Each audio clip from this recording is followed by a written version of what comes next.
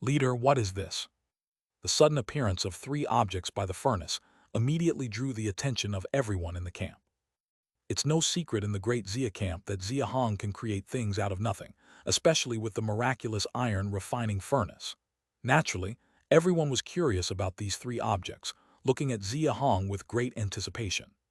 Some people from Deshi camp were also curious and came over, mainly the younger ones with strong curiosity, including Shi Ping and Shi Lu, the children of Shi Qing. Xia Hong didn't hide anything and gave a general introduction to the three objects. The people of Great Xia trusted Xia Hong without doubt and were thrilled upon hearing about the powerful functions of the three objects. However, Shi Ping, Shi Lu, and some others from Deshi camp were puzzled by these unheard-of items. Leader, why not give it a try? Activate this wooden mannequin and I'll spar with it. Xia Hong was not about to waste time explaining, and when Yuan Cheng suggested a demonstration, he waved them off quickly. Resources: wood 1140, coal 144, iron 312, silver 0, gold 0. Currently, there's no source of coal or iron, and the recent construction had already consumed a lot, leaving few resources. Without new production, not even a bit could be wasted. Xia Hong frowned slightly as he looked at the few remaining coal stones on the ground, picked up a small one, and tossed it into the iron refining furnace. Bang! The moment the coal stone went in, the flames surged upward instantly, spreading a wave of heat from the furnace, raising the temperature inside the cave significantly. It's so warm, I can't believe the heat the coal stone gives off is this high. I'm not cold at all now, even though the cave entrance is open. Did Rojo Camp send a lot of coal? Will we be able to use it in the future? Not yet, we can't. Once we break through to the earth-digging realm and can mine coal ourselves, then we'll be able to use coal for heating. The campers felt the warmth rise and began discussing fervently. Xia Hong understood immediately why Rojo Camp didn't use much wood for heating. The heat emitted from burning coal and wood is not comparable at all, and the smoke from burning coal is virtually non-existent compared to wood. Not to mention, coal was also essential for forging and weapon crafting. The system showed a daily consumption rate as soon as the coal stone was thrown into the iron refining furnace, 20 units of coal per day. 20 units equates to 400 pounds. Xia Hong couldn't help but click his tongue. The consumption rate was absurdly high. However, considering a standard 50-square-meter wooden house in Rojo Camp consumed 150 daily, and this iron refining furnace covered a 100-meter radius, burning 400 pounds a day didn't seem excessive. In short, they were poor. Currently, with only 144 units of coal available, it would only suffice for 7 days if used for heating. They simply couldn't afford it. Xia Hong took a deep breath, picked up 2 more coal stones, and threw them into the iron refining furnace. Then he selected a fist-sized piece of iron ore from the ground. With the same weight, iron ore is half the size of coal stone.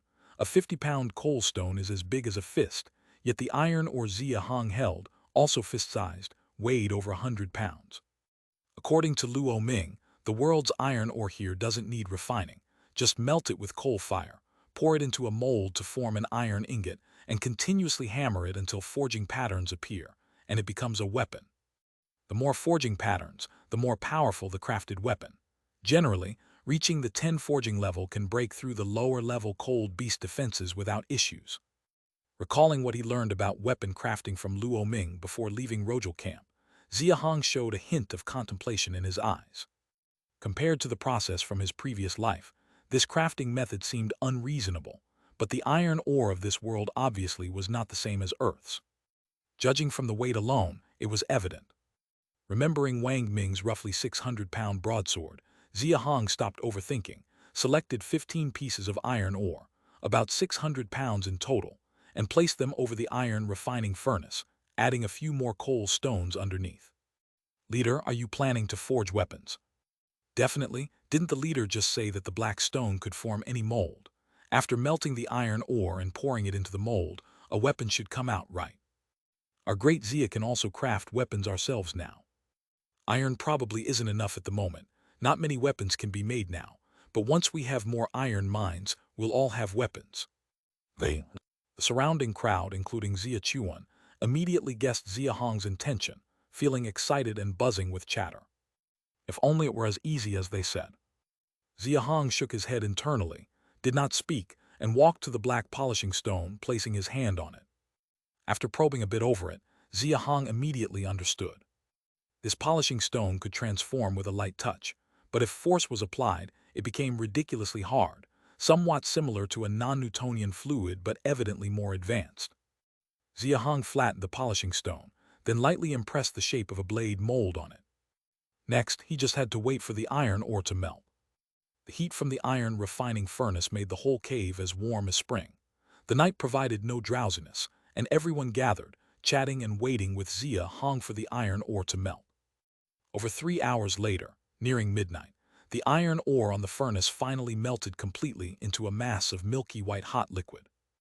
Xia Hong placed the polishing stone on one side of the furnace, then moved carefully to pour the liquid over the blade mold impression. Sizzle!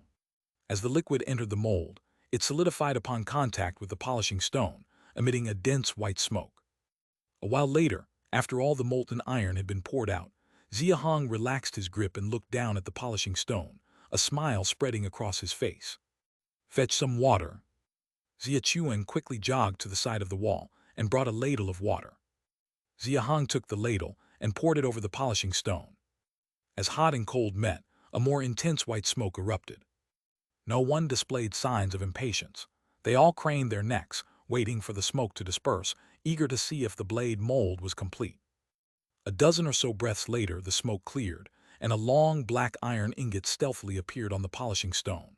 The iron ingot was about 1.5 meters long, narrow at the top, wide at the bottom with a distinct curve at the tail, clearly taking the shape of a blade.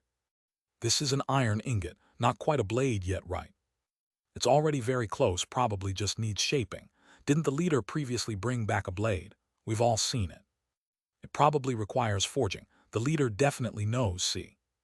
Xia Hong picked up the iron ingot from the polishing stone, placed it on the iron refining furnace, and lightly kneaded the polishing stone again. Under Xia Hong's gentle kneading, the polishing stone quickly transformed into the shape of an iron hammer, and after leaving a half-meter-long grip, he stopped. Using wood to fix the iron ingot on either side of the iron refining furnace, Xia Hong raised the polishing hammer, took a deep breath, and struck the iron ingot forcefully. Clang! A crisp strike rang in everyone's ears. Clang, clang, clang, clang, clang. Then came a series of rhythmic hammering sounds, echoing like celestial melodies to their ears. Their faces were full of anticipation, their eyes reflecting the sparks from Xia Hong's striking, and something indescribable within them seemed to stir softly. Xia Hong resembled an indefatigable machine, hammering with increasing enthusiasm. He wasn't quite sure what the others in the camp were thinking, but his spirit was surging with excitement. After all, the blade mold he was forging could, in a sense, signify that from today onwards, the great Xia camp had officially entered. The Iron Age. Chapter 73, Shocked by Cold. Clang, clang, clang, clang, clang. In the quiet cave, the powerful sound of smithing continued throughout the night. No one in the camp wore a look of impatience. They were all fixated on Xia Hong, watching him hammer the blade mold, their faces filled with anticipation. It wasn't until the sky started to lighten that Xia Chuan came to his senses and hurriedly instructed others to seal the cave entrance again. Coincidentally, this was when Xia Hong's hammering also approached its end. Clang, clang, clang. After the last 3 hammer blows landed, Xia Hong released the polishing stone in his hand and took a deep breath. It was only then he realized he was soaked in sweat, his arms swollen, and intense soreness was coming from every joint in his body. Hugh, this is several times more tiring than cutting trees. Xia Hong sighed inwardly, rubbing his arm, clamping the already formed blade with wood, and looking at the 10 exquisite silvery white lines on the side of the blade. Though his face was full of fatigue, he couldn't hide the excitement in his eyes. According to Luo Ming, although 10 forged is the most basic weapon, it would take at least 3 in the earth-digging realm to continuously alternate hammering for a whole night. But with this polishing stone, I can do it alone. Xia Hong's excitement was not without reason. Before he attempted it last night, he hadn't expected to succeed at once. He just wanted to see how many forging patterns he could make. But as each forging pattern appeared, he discovered his limit was far from being reached, so he gritted his teeth and persisted, wanting to see where his limit truly lay. Unexpectedly, He really did forge a 10-forged weapon in one go. And it was entirely on his own. No, wait. Turning his head to look at the polishing stone on the ground, Xia Hong immediately realized the greatest credit should go to it. During his time at Rojal Camp, Luo Ming had Xia Hong try their smithing tools, which included a hammer weighing over 2,000 pounds. Such a heavy object couldn't even be swung continuously by someone in the earth-digging realm for a whole night. Yet this system provided polishing stone, though weightless in hand, did not deform the blade mold with each strike. In fact, judging by the blade forming speed, its efficiency was far superior to the iron hammer at Rojal Camp. The only drawback is that the iron ingot smelted from iron ore can only be moved by those in the earth-digging realm. The logging realm cannot suppress the rebound force of the iron ingot, so for now, I'm the only one who can do the smithing. Xia Hong shook his head, showing a trace of helplessness. Luo Ming had said that only those in the earth-digging realm could smith iron, and Xia Hong assumed the issue lay with the smithing tools. A hammer weighing over 2,000 pounds is a challenge even for the earth-digging realm, let alone the logging realm. But the polishing stone was practically weightless. Couldn't Xia Chuan, Yuan Cheng, and others in the logging realm also use it for smithing? However, after making the first strike last night, Xia Hong understood that the problem Luo Ming mentioned about needing to be in the earth-digging realm to smith iron did not arise from the weight of the tools, but from the iron ingot itself. It seemed due to the material's properties. The iron ingot smelted from iron ore produced an intense rebound force when subjected to an external force. Without exerting a force of over 10,000 pounds, one simply couldn't suppress this rebound force. Last night, Yuan Cheng had eagerly come to help. Xia Hong couldn't refuse and let him try it. He ended up getting flung back with just the first swing, almost dislocating his shoulder. While Xia Hong pondered, the others from the camp had already gathered around, their expressions full of excitement as they gazed at the blade mold in his hands. "Chief, why is the blade still so black?" Hearing Yuan Cheng's doubt, Xia Hong chuckled and was just about to speak when Yue Feng and Xia Chuan came over with a large wooden bucket filled with water. Xia Hong gestured for everyone to step back and tossed the black blade directly into the water. Sizzle, sizzle. The water in the wooden bucket boiled violently, with thick smoke rising continuously. It took more than 10 breaths before the sound slowly diminished and the smoke gradually dissipated. Once the smoke had completely vanished, the blade in the bucket had also entirely transformed. The previously black blade had now turned silvery white. Even in the water, everyone seemed to perceive the cold gleam radiating from the blade, with the 10 silver forging patterns on its side clearly visible, adding a touch of mystery. Xia Hong, too, was somewhat thrilled. He retrieved the blade from the wooden bucket, took the leather handed over by Xia Chuan, carefully wiped away the water stains on it, and finally fitted it with the grip that had been prepared in advance. Finally, a complete saber, only missing the final touch, appeared in Xia Hong's hand and in front of everyone at the Great Xia Camp. The blade is 1.3 meters long. Including the grip, it totals 1.5 meters. The thickest part of the spine is about 2 centimeters, with a net weight of 620 pounds. Upon hearing Xia Hong's detailed assessment of its specifications, everyone gazed at the saber with heated eyes and excited faces. Hold on, there's still the final step. Naturally, Xia Hong noticed the anticipation in everyone's eyes and signaled for them to wait as he leisurely brought over the polishing stone again. The final step is sharpening the blade. This part was much easier and didn't require Xia Hong to do it himself. Xia Chuan, Yuan Cheng, and the others, who had been itching to try it since watching earlier, didn't even need to be called over. They all eagerly gathered around, letting Xia Hong go to rest, while Xia Chuan led the other 9 in taking turns sharpening the blade, lost in their enthusiasm. Perhaps because this saber was the first weapon crafted by Great Xia, Xia Chuan and the others sharpened it with exceptional seriousness, changing the water in the wooden bucket again and again. Xia Hong checked several times, thinking it was enough, but they insisted it wasn't, saying it needed more sharpening. Xia Hong, helpless, had no choice but to let them continue. Just like when Xia Hong was smithing the night before, the sound of sharpening from the group carried on for over 4 hours, stopping only when night fell. "Chief, it's sharpened, come and try it." As night fell, the cave entrance was already open. Xia Hong was practicing his boxing outside when he heard the call from inside, prompting him to rush back. After the 10 of them spent 4 hours sharpening the saber, Almost everyone was soaked through, yet their faces still beamed with excitement, showing no sign of fatigue. Xia Hong took the longsword, looking at its sharp and keen edge. A flicker of excitement flashed in his eyes as he walked over to the wood storage. Knowing he was about to test the sword, everyone enthusiastically followed behind him. Xia Hong chose a vermilion frost tree over 3 meters thick, raised the longsword, and used roughly half his strength to strike a powerful blow. Crack! The sharp blade cut straight through the wood, slicing more than half a meter deep. Moreover, after pulling out the blade, there was no damage or curled edge on it at all.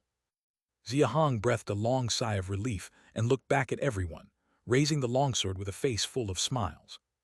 The first iron weapon of Great Xia is completed. Upon hearing Xia Hong's words, everyone in the camp erupted into cheers. Haha, it really worked. From now on we can forge weapons. As long as there's coal, we'll have weapons from now on. From now on, not only the Rojal camp at Redwood Ridge, but we at Great Xia can also forge weapons. With weapons, we're no longer afraid of those cold beasts, haha. Long live the chief. Chief, since this is the first weapon our camp has crafted, you should give it a name. The jubilant confetti was breaking up with a suggestion from Xia Chuan. Everyone lifted their heads to look at Xia Hong, waiting for him to name the sword. Hearing the suggestion, Xia Hong was initially taken aback. According to Luo Ming, as long as someone is in the earth-digging realm, they can forge a 10-forged weapon. So in essence, this sword is a basic iron tool that any camp with earth-digging realm can forge, thus its value is not considered rare. But as Xia Chuan pointed out, this is the first weapon crafted by the Great Xia camp itself and carries extraordinary significance for Great Xia.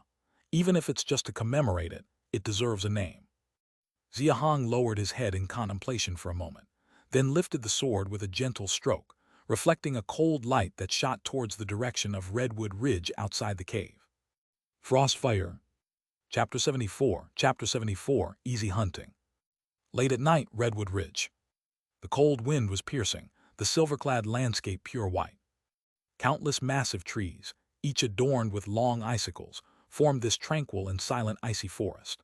Aside from the occasional sound of ice breaking from the trees hitting the ground due to the strong wind, there was virtually no other noise to be heard.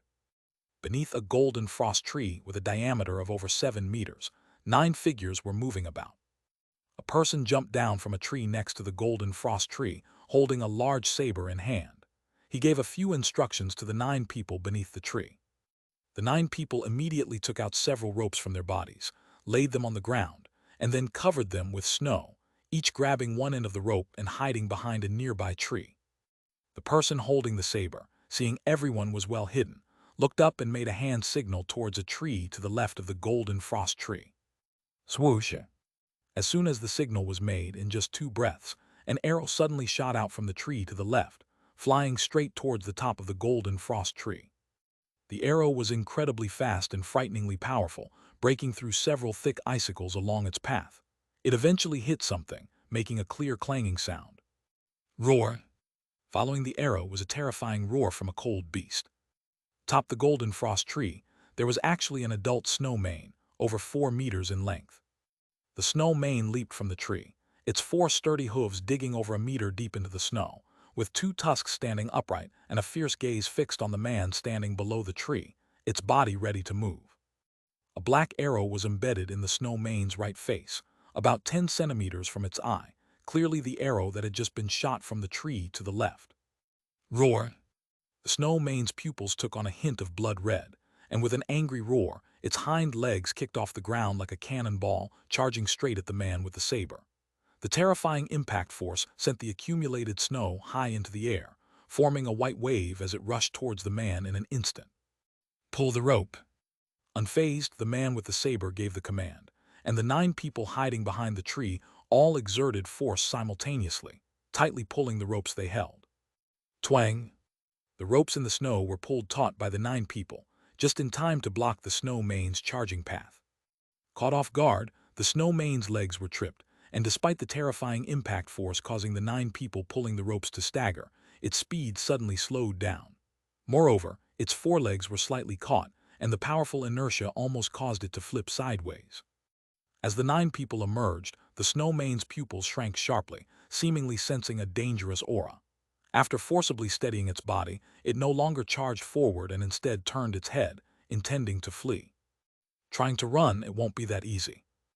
As the snow mane nearly flipped over, the man with the saber had already lunged beside it. Seeing the snow mane trying to escape, he gripped his large saber with both hands and slashed forcefully towards the top of its head. Whoosh! The saber blade sliced through the air with a whistling sound. The cold edge of the saber reflected in its pupils, and the snow mane's ferocity seemed to be incited as it turned its head and charged with its tusks extended at the saber. Crafty, the snow mane knew to use its hardest tusks to clash with the opponent's saber. But the man with the saber wouldn't let things go as it wished. As the snow mane charged, the man swiftly twisted his body, first dodging to the left, then holding the saber horizontally, using its sharp blade like a sword, and plunged it straight into the right side of the snow mane's neck. The snow mane, realizing its right neck had been pierced by a few inches, flashed fear in its pupils. Yet, it couldn't halt its wild power and could only charge forward, hoping to knock the saber away. Unfortunately, the man's grip on the saber remained unwavering. Tear. The blade, initially only a few inches deep, was driven by the snow mane's own wild impact, slicing from its right neck to its abdomen and even its tail, turning a few inches deep wound into more than half a meter. Eventually, as the snow mane halted, only half of the blade was still outside. Splat! A gush of dark green blood spurted from the wound. The snow mane turned its head and tried to stick out its tongue in a final struggle, only to have its tongue severed as the man withdrew the saber and slashed at the tongued head. Its long tongue severed, the fear and rage in the snow mane's pupils quickly dissipated, and its body only struggled once or twice before collapsing in the snow. Whoosh! Only then did the man take a deep breath, looking at the fallen snow mane and then at the saber in his hand, a satisfied expression on his face. Seeing the snow mane collapse, the 9 people who had been pulling the rope earlier excitedly gathered around, talking amongst themselves. Leader, this shock frost saber is incredibly powerful, isn't it? The saber is strong, but the leader's skill is even stronger. The snow mane's impact was so terrifying, if it were us, even with the saber, I doubt we could have stopped it. This snow mane was quite cunning. Its first reaction was to flee. Ha ha ha, from now on, we won't need to hunt by chance with small torches. With this saber, our great Xia genuinely has hunting capabilities. This group, of course, was from the great Xia camp. The saber, having just been sharpened, coincided with nightfall. Xia Hong didn't waste any time and immediately led the group to Redwood Ridge to test the saber. Xia Hong was also feeling very exhilarated at this moment. Although he had used a 10-forged saber in the Rojal camp before, at that time, he was up against deceitful monsters. The real effect was from the solidified fire oil and torches, making it hard to truly feel the power of the iron weapon. Only after testing did he realize just how effective this freshly crafted shock frost saber was against cold beasts. Now, looking at the snow mane's corpse on the ground, Xia Hong naturally felt confident. 10-forged weapons easily pierce through the defenses of lower-tier cold beasts without any issues. Of course, it also depends on the skill of the user. As Xia Chuan just mentioned, even if they wielded the shock frost saber and broke through the snow mane's defenses, they couldn't have withstood the terrifying charge of over 10,000 pounds. This was also why, despite having sabers, the Shi camp still prioritized using bows and arrows for hunting. While everyone was discussing, a person jumped down from the left tree as well. Carrying a bow and arrow on his back and his right eye covered with a piece of leather, he walked over to the snow mane's corpse. He removed the black arrow embedded in its right face, feeling a bit disheartened, and said to Xia Hong, "Leader, my archery skills are still too poor. I couldn't contribute much." Xia Hong shook his head, patting Su Ning's shoulder with a smile. "You've only practiced for a day and already reached this level. It's pretty good. Keep practicing with Shi Qing and his sons. Becoming a sharpshooter is just a matter of time." Su Ning's injury had long healed, but without his right eye, his capabilities were undoubtedly diminished. Having not gone out for a long time, he was quite anxious. Just after Xia Hong and others returned yesterday and handed the bow and arrow back to Shi Qing, Su Ning immediately sought them out. Knowing he needed assistance from the great Xia, when Shi Qing learned of Su Ning's intentions, he gave him the bow and arrow previously used by his brother Shi Dong, and even directly taught Su Ning how to shoot. What could be explained, he explained directly. What needed demonstration, he let his son Shi Ping demonstrate.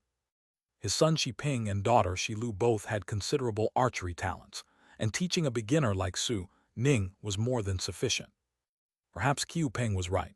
Su Ning truly did have a high archery potential, so much so that even Qing couldn't help but praise him. That previous shot, according to the plan, was supposed to hit the Snow Mane's eye to cause the greatest harm. Though Su Ning missed, he wasn't far off, hitting the Snow Mane's face about 10 centimeters away from the eye. To think, Su Ning had only practiced for barely a day by then. Given time, he was sure to become a sharpshooter with unerring accuracy. All right, we won't chop trees tonight. I'll make some saws in the coming days. You 8 carry the Snow Mane back first, and Chuan City, come with me to check on the ice trees over at Dashi Camp. Yue Feng and the other 8 nodded, carrying the Snow Mane back to the camp. Xia Chuan and Yuan Cheng followed behind Xia Hong, heading towards the location of the ice trees. Chapter 75. Chapter 75. Changing the rules for meat distribution after amendment. The Dashi Camp has already been destroyed, and the 500-meter area outside of Redwood Ridge that originally belonged to them naturally now belongs to Great Xia. On the Great Xia territory there are 3 ice trees. Adding Dashi's 6 ice trees, there are a total of 9. According to previous estimates, each ice tree can produce about 6,000 pounds of crystal fruit every harvest, with 3 harvests a year, totaling around 160,000 pounds annually. It sounds like a lot, but keep in mind, the current total population of the camp is 341. On average, 1 pound per person per day means that, as long as the 9 ice trees grow normally and the harvest goes smoothly without any accidents, they can more than sustain the entire camp. But the problem is, no one can guarantee that there won't be any accidents. Humans are manageable, given the current strength and reputation of Great Xia. Under normal circumstances, other camps in Redwood Ridge won't randomly cross borders to harvest unless they encounter extreme situations. The main issue is the cold beasts. There are just too many cold beasts in Redwood Ridge, and their range of activity seems to be spreading outward continuously. Originally, within that 500-meter range of Great Xia territory, Xia Hong only discovered 4 cold beasts. After the last golden-eyed demon sheep was killed, it was assumed there shouldn't be any more cold beasts in the Great Xia territory temporarily. But in reality, he just hunted an adult Snow Mane, which, without a doubt, came over in the past few days. Crystal fruits aren't just edible for humans, cold beasts eat them too. With these 9 ice trees, as long as they bear fruit and aren't promptly harvested, cold beasts could eat them at any time. So before there's an option to transplant them, the only way is to frequently check on the ice trees. Once the result schedule is confirmed, they can be monitored every 3 to 4 months afterward. Xia Hong actually wanted to make cold beast meat the main food supply for everyone in the camp, but it's not feasible. It can only remain the same as before, supplying a portion of people. The recent hunt for the Snow Mane showed that even with the Shock Frost Saber, he couldn't hunt low-level cold beasts alone and still needed others to help. Additionally, as long as there's hunting, there's risk, and even if he's there, he can't guarantee no one will get hurt. Furthermore, he's only encountered 3 types of cold beasts so far, and if he comes across others he's never seen, even he can't guarantee absolute safety. Thus, making cold beast meat freely available in the entire camp is still a long way off for Great Xia. However, considering even the Rojo camp can't achieve this, Xia Hong felt a bit relieved. After all, he's only had Great Xia for a little over 3 months, and reaching this level of development is already quite an accomplishment. Soon, Xia Hong and the other 2 finished inspecting all 6 ice trees. They had harvested them a few days ago, so there were no fruits on the trees. But after observing their growth, 2 should be close to bearing fruit. After marking their positions, the 3 of them returned to the camp together. Now the camp doesn't need to seal the entrance at night, so the campfire is visible from over 100 meters away. Outside the cave, some older people were collecting relatively clean snow into wooden buckets, while the younger ones played around. It's been a long time since I've seen this sight. Upon hearing Yuan Cheng's sigh, both Xia Hong and Xia Chuan felt a bit emotional. Letting ordinary people in the camp come and go as freely as before. They had worked hard for more than 3 months just for this goal. Moreover, there were times when they almost lost their lives. In fact, if it weren't for the second-level iron refining furnace, he might still not dare to open the cave entrance. After all, even with that wooden puppet monster gone, Who knows if there are other deceitful monsters? Brother, should we distribute cold beast meat to Xicheng and his group? As they approached the cave entrance, Xia Chuan suddenly asked a question. Xia Hong turned to look at him and Yuan Cheng without answering, instead asking, "What do you guys think?" The two exchanged a glance, still appearing a bit hesitant. But soon Yuan Cheng nodded and said, "We should share it. They're part of the camp now." Xia Chuan also nodded, but hesitated for a moment and said, "I agree we should share, but the rules should be changed. We can't distribute it like before in the 352 pattern anymore. Now that we have iron tools, we should be able to steadily acquire cold beast meat in the future. We need to use it strategically and not distribute it all at once." Upon hearing this, Xia Hong looked at Xia Chuan with a hint of admiration in his eyes. "It seems you have some ideas. Tell me about them." Encouraged by Xia Hong, Xia Chuan showed a bit of confidence on his face. After thinking for a moment, he said, "My idea is to consolidate all future cold beast meat, and then divide the recipients into 4 levels. The first level is the leader, which is you, brother. You can allocate the cold beast meat reserves according to your training needs, as the camp's acquisition of cold beast meat mainly relies on you for now." At the mention of the first level, Xia Hong slightly furrowed his brows but didn't interrupt Xia Chuan, quietly listening. "The second level is the hunting team. Although we all participated in hunting the snow mane today, to be honest, we didn't contribute much. We should follow the regulations of the Rojal camp. Only those who break through to the earth-digging realm can officially be considered hunting team members, so there are currently no members in the second level. The third level is the logging team, which includes members of the logging realm. Currently, there are 10 people, and I'm one of them. Based on circumstances, 5 pounds per person per day should be enough for our steady improvement. The fourth level is the logging team reserves, divided into 2 categories based on basic strength. 1 pound per day for those over 1,000 pounds, and 2 pounds per day for those over 3,000 pounds. Additionally, the conditions for being in the logging team reserves should be relaxed a bit. I suggest setting the age range from 15 to 25 years old. I've calculated that, at present, the camp has a total of 69 people in this age range. Based on this 4-level division, our monthly consumption of cold beast meat would be roughly 4,000 pounds. As long as we successfully hunt 3 to 5 times, we can maintain operations, which should be more than sufficient for us at the moment. If there's any surplus later, it should all be reserved. The leader can use it to reward those who contribute or further relax the age limit for the reserves, all depending on the cold beast meat reserves." After hearing Xia Chuan's 4-level division method, Xia Hong couldn't help but admire it greatly in his heart. Could this kid be possessed by a deceitful monster?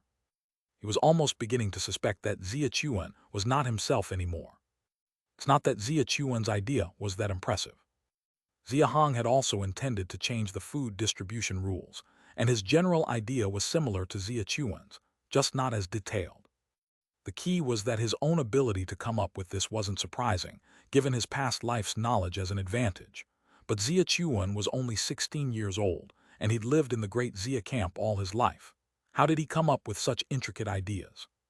Even thinking of leaving some cold beast meat for the leader to reward or easing the age restriction for reserves, he considered all of this.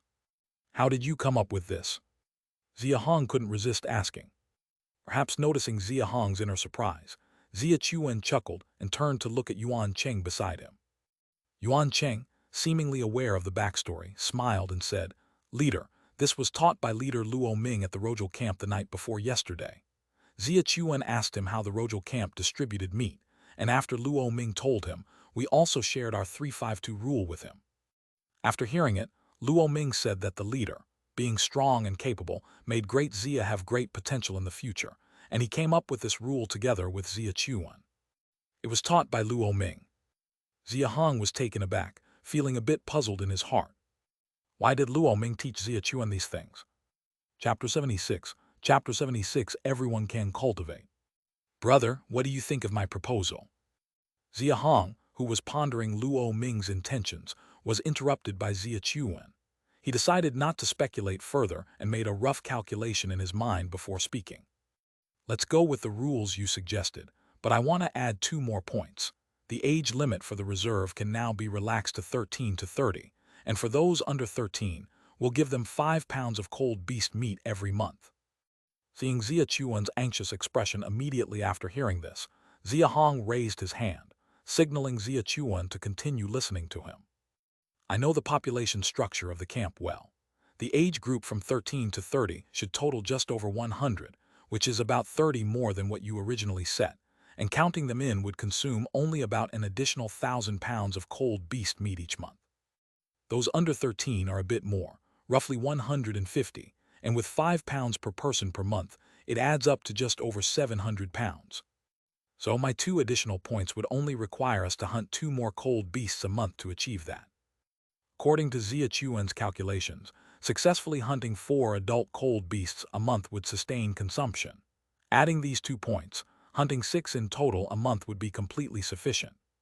Are you still worried that you won't be able to hunt 6 cold beasts a month?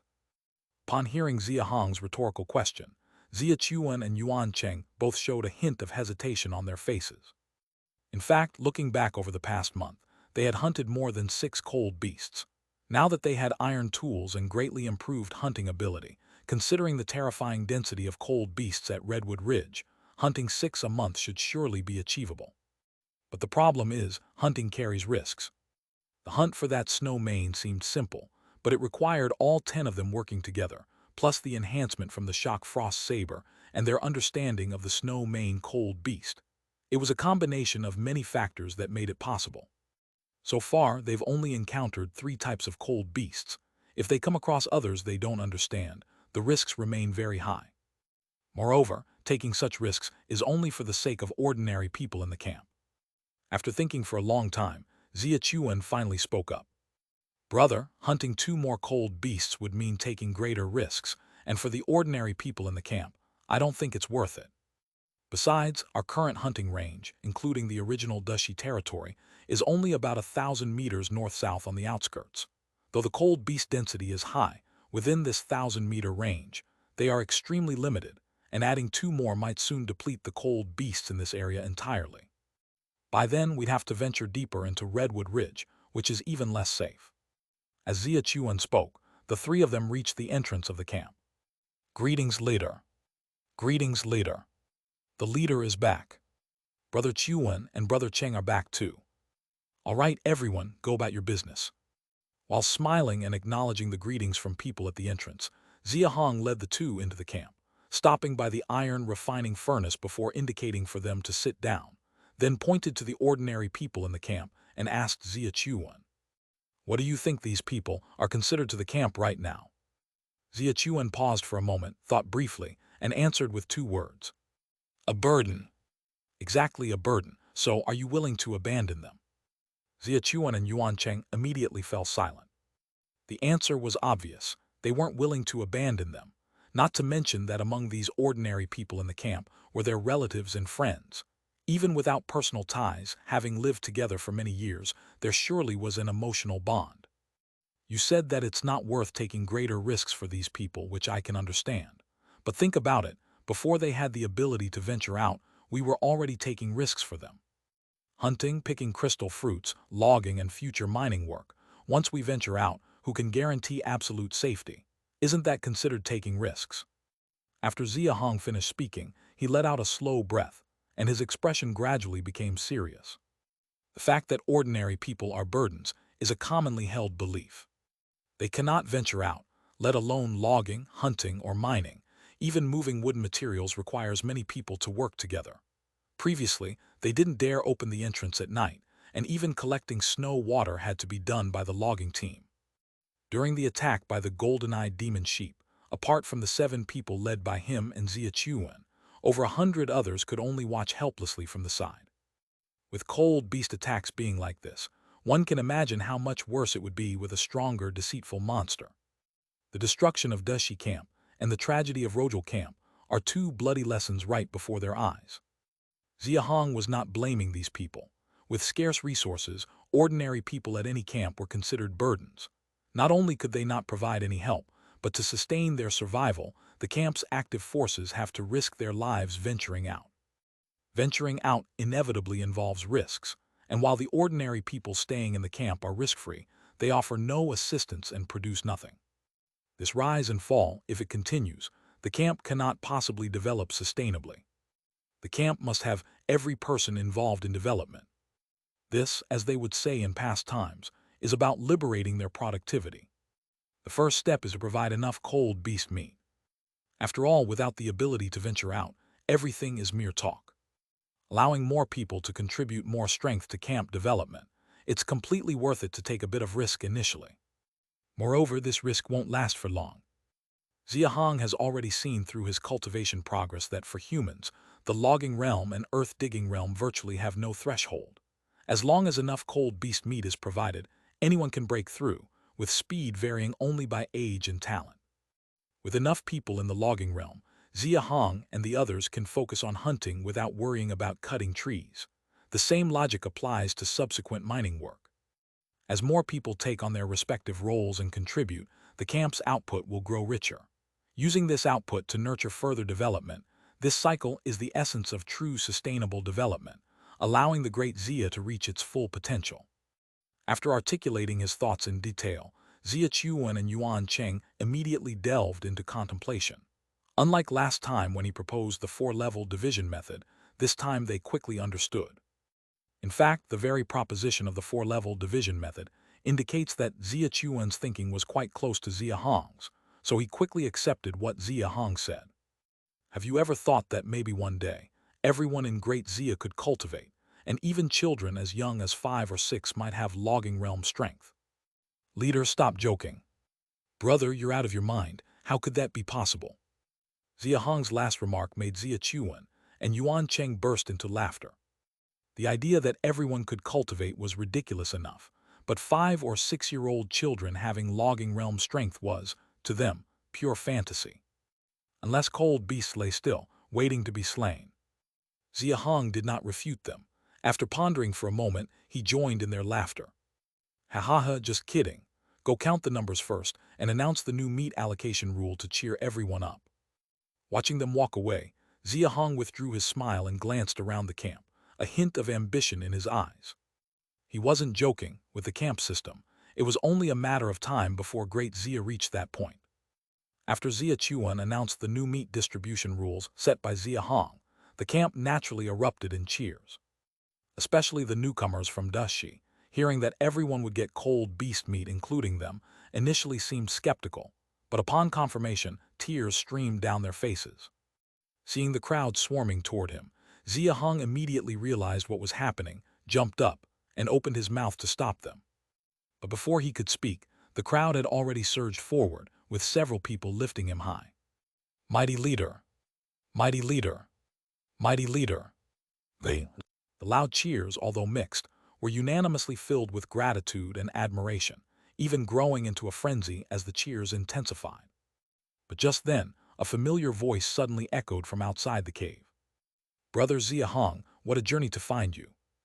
Although the voice wasn't loud, it was exceptionally clear inside the cave, interrupting the cheering crowd. Everyone instantly quieted down, some nervously looking toward the entrance. Chapter 77, Luo Ming's Commission. Leader Luo, what brings you here? It was none other than Luo Ming who had come. While Xia Hong was somewhat surprised, seeing the tension on everyone's faces in the camp, he quickly went to the cave entrance and brought Luo Ming into the cave. Once Luo Ming entered the cave and nothing unusual happened, the tension vanished from the faces of everyone in the camp. Leading Luo Ming to the side of the iron melting furnace, Xia Hong also breathed a sigh of relief. Although he knew that there was likely nothing to worry about once Luo Ming entered the cave. But as they say, better safe than sorry. The description of the second-level melting iron furnace is that it can deter and kill primary monsters within 100 meters, but it doesn't include intermediate and advanced monsters. Brother Xia Hong, what were you celebrating just now? As Luo Ming sat down by the furnace, instead of answering Xia Hong's questions, he asked what they were celebrating earlier. Xia Hong was a bit confused, but Xia Chuan, standing beside him, happily recounted the matter of distributing meat, possibly with some intent to show off since they had previously discussed it with Luo Ming. Hearing about the distribution rules Xia Hong decided upon, Luo Ming immediately understood why everyone in the camp had been so excited just now. The 4-tier system of Xia Chuan was something he and Luo Ming had discussed together, so it was no surprise, but hearing the 2 final modifications Xia Hong made, relaxing the age limit for recruiting reserves, and giving £5 per month to children under 13. Luo Ming's eyes were immediately filled with admiration. As the leader of Rojal Camp, Luo Ming clearly understood the intention behind Xia Hong's final additions. These two wouldn't have immediate effects, and they might even need to risk increasing hunting efforts because of the extra demand for cold beast meat. But if they could sustain this in the long run, the future development of Great Xia Camp would be limitless. More importantly, Xia Hong was willing to give out so much cold beast meat to the ordinary people in the camp, and even Xia Chuan and others didn't oppose him, which was even more commendable. After Xia Chuan finished speaking, Luo Ming turned to Xia Hong, his eyes full of appreciation and admiration, and sighed, "Brother Xia Hong, what boldness you have." Xia Hong smiled slightly, not caring, curious only about Luo Ming's purpose in coming. But just as he was about to speak, Luo Ming's expression changed, and Xia Hong noticed his gaze had shifted to the shock frost saber hanging on his waist. "Brother Xia Hong, this saber." Xia Hong thought Luo Ming might be interested in the saber he had just forged, so he handed the shock frost saber over directly. Luo Ming took the saber, saw the chilling blade and the newly forged pattern on the side, and his mouth fell open, full of disbelief. "New one, Leader Xia, did you just forge this using the iron ore I sent you?" Xia Hong roughly guessed why Luo Ming was so shocked and did not deliberately hide it, nodding to indicate it was indeed newly forged by him. Upon Xia Hong's confirmation, waves surged in Luo Ming's heart. A mere 10 forged weapon was naturally not enough to shock him. It was the time that shocked him. He had given Xia Hong 4,000 pounds of iron, or only 2 days ago. In just 2 days, how could Xia Hong at the earth-digging realm forge a 10 forged weapon, which was simply unfathomable? At Rojal Camp, forging a 10 forged saber would require at least 2 earth-digging realm individuals working in shifts over 3 to 5 days. In fact, when he sent that 4,000 pounds of iron ore, Luo Ming never thought Xia Hong could forge weapons, thinking he would at most make some ordinary iron tools. How did Xia Hong achieve it? "Leader Luo, you haven't said why you came tonight yet." Seeing the shock on Luo Ming's face and worried about questions regarding the saber, Xia Hong preemptively asked his purpose. Though the system architectures in the camp weren't a secret, it was not advisable to reveal them to outsiders, as wealth could attract unwanted attention, and while he wasn't afraid of robbery, it was best to avoid unforeseen complications. Clearly realizing Xia Hong's reluctance to elaborate, Luo Ming immediately suppressed his curiosity, remembered his purpose, and his expression turned solemn. He stood up from beside the furnace and walked up to Xia Hong. Then he knelt down directly. This kneeling startled Xia Hong quite a bit. Xia Hong quickly stood up, wanting to help Luo Ming up. But awkwardly, Luo Ming was stronger than he was. And his body was tense, clearly intentionally not allowing him to lift him up. Helpless, Xia Hong let go, his face full of confusion. "Leader Luo, what are you doing?" Luo Ming took a deep breath, remained kneeling without moving, and looked up at Xia Hong, speaking sincerely. "Brother Xia Hong, having lost my father and wife and children, I neither have the will nor the strength to manage Rojal Camp anymore. Currently, I only have my little son Luo Cheng left. The environment at Redwood Ridge is harsh, and I lack the strength. Therefore, I want to take my son to a larger, safer camp, but I can't stop worrying about the remaining over 100 people in the camp. Today, I've come to ask Brother Xia Hong to take in the remaining over 100 people from Rojal Camp and lead them to continue surviving." After saying this in one breath, Luo Ming paused for a moment and continued to add, "Of course, I know it's difficult, so I'm willing to hand over everything from Rojal Camp. In the valley south of the base, there's a not yet fully mined iron mine, and in the Redwood Ridge territory, there's a coal mine ready for direct extraction. Brother Xia Hong, if you agree, all these will belong to Great Xia in the future." After Luo Ming finished speaking, silence fell by the furnace. Xia Chuan, Yuan Cheng, Yue Feng, and some ordinary people had already gathered when Luo Ming knelt down, and upon hearing what he said, everyone became silent, gazing at Xia Hong with complex expressions. No wonder, no wonder. Xia Hong suddenly realized why Luo Ming had previously given him so much coal and iron ore, why he talked so much with Xia Chuan, and even discussed the meat distribution with him. Apparently, the previous disaster caused by the wood puppet monster had devastated Rojal Camp severely.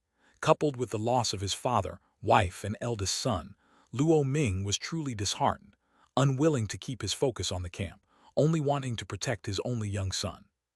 He's leaving with his young son for a larger, safer camp. Given the preceding events, Xia Hong wasn't surprised at Luo Ming's decision to escape. Instead, he admired that Luo Ming didn't just leave without a word, but chose to come to him, humbly and sincerely seeking a way out for the camp's over 100 people. At the very least, this showed that even though Luo Ming chose to escape, he still held a sense of responsibility. Since you know the locations of other camps, why not take the people with you there? Yuan Cheng's question immediately drew strange looks from the crowd, mainly because the question was too blunt. Moving a camp is exceedingly challenging for any community, and the larger the group, the greater the risk. Moreover, since Redwood Ridge is isolated from the outside world, if Luo Ming decided to leave, he might have a hidden safe route, and such a route wouldn't allow taking too many people. Luo Ming didn't mind, explaining, "Don't worry, Brother Xia Hong. I'm only taking 12 people with me this time. Among the 173 remaining in the camp, there are still 17 in the logging realm who can assist Brother Xia Hong in due time." 17 in the logging realm. Upon hearing this, Xia Chuan, Yuan Cheng, and the others' eyes immediately lit up, turning to Xia Hong with a look of wanting to persuade him. Xia Hong remained silent, just frowning in deep thought. Seeing him not speak, everyone else also stayed silent, merely watching him quietly.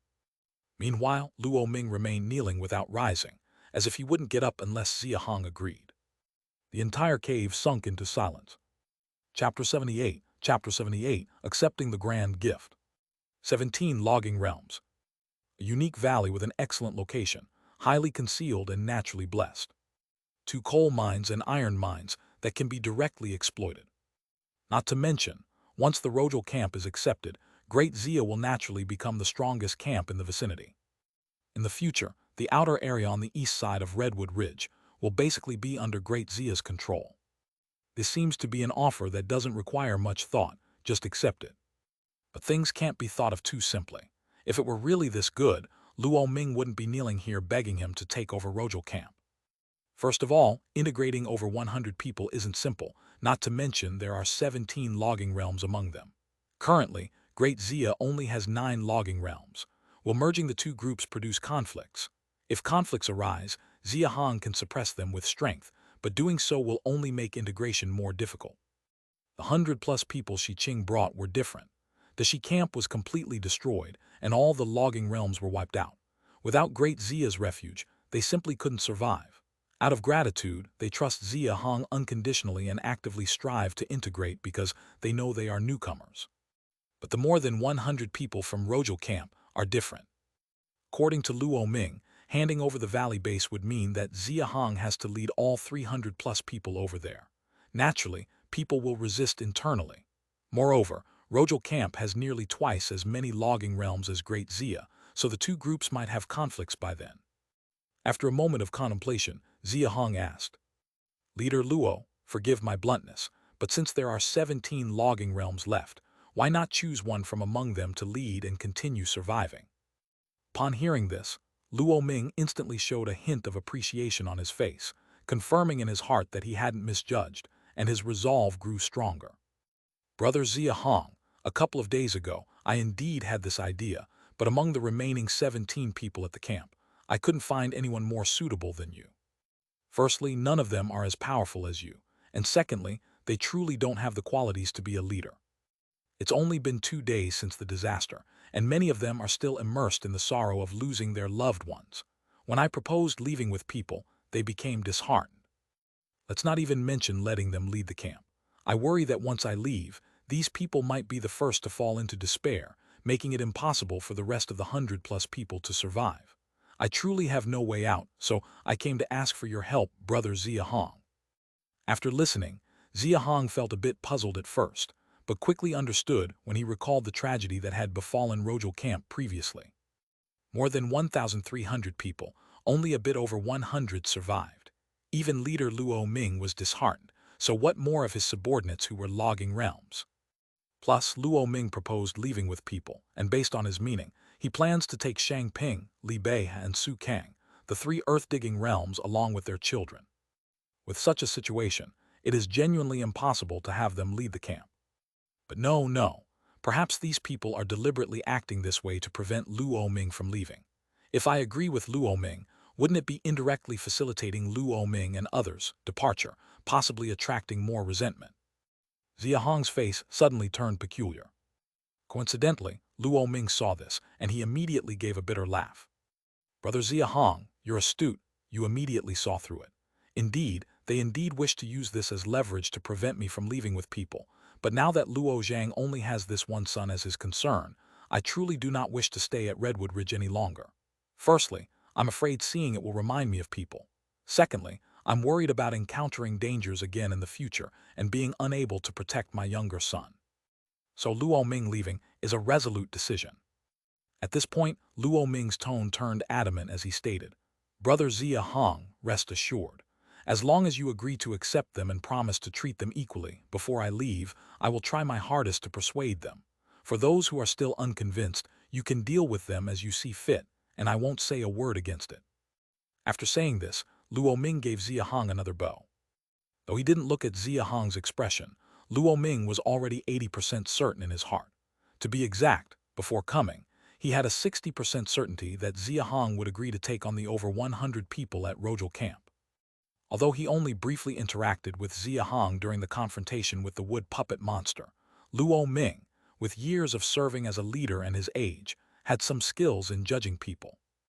Xia Hong, upon learning that a wood puppet monster had infiltrated Rojal camp, dared to risk rushing over to report, and was willing to accompany them back to the camp to help deal with the wood puppet monster, proved his decent character.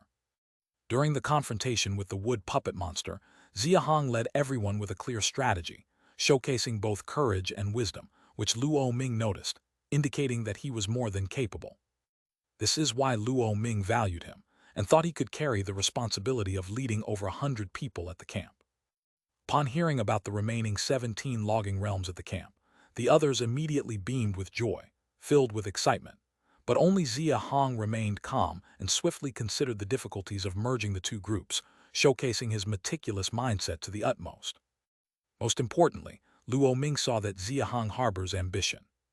Especially after hearing the meat-sharing rules Xia Hong set, Luo Ming became even more certain he hadn't misjudged him. A leader with ambition won't rigidly cling to the current modest population of Great Xia without change. Every ambitious leader knows that resources are important, but population is the biggest foundation. Without a large population, any ambition is mere talk. A leader who is decent in character, outstanding in capability, meticulous in detail, and ambitious can't possibly refuse more than 100 people, and the existing resources of Rojal camp when they are handed over for free, especially considering the humble posture Luo Ming is currently presenting. Xia Hong couldn't reject it, and has no reason to do so. Leader Luo, those 100-plus people Great Xia will take them. Even though he already felt confident, upon hearing Xia Hong agree, Luo Ming still released a heavy sigh of relief. Thank you, Brother Xia Hong. Xia Hong smiled and stepped forward, finally helping Luo Ming up smoothly this time. Even though he didn't know why Luo Ming insisted on leaving. However, with so many good things willingly offered, Xia Hong had no reason to refuse. The secluded valley of Rojal camp, the existing coal mines and iron mines, the expansive territory on the outskirts of Redwood Ridge, and over 100 people, among whom there are 17 logging realms. Each one of these is a great temptation for Xia Hong, though aware that these benefits come with troubles. But aren't troubles meant to be solved? Nurturing 500 people is merely about getting more crystal fruit. If there are any troublemakers among the 17 logging realms, they can be persuaded first. If persuasion fails, then suppression is used.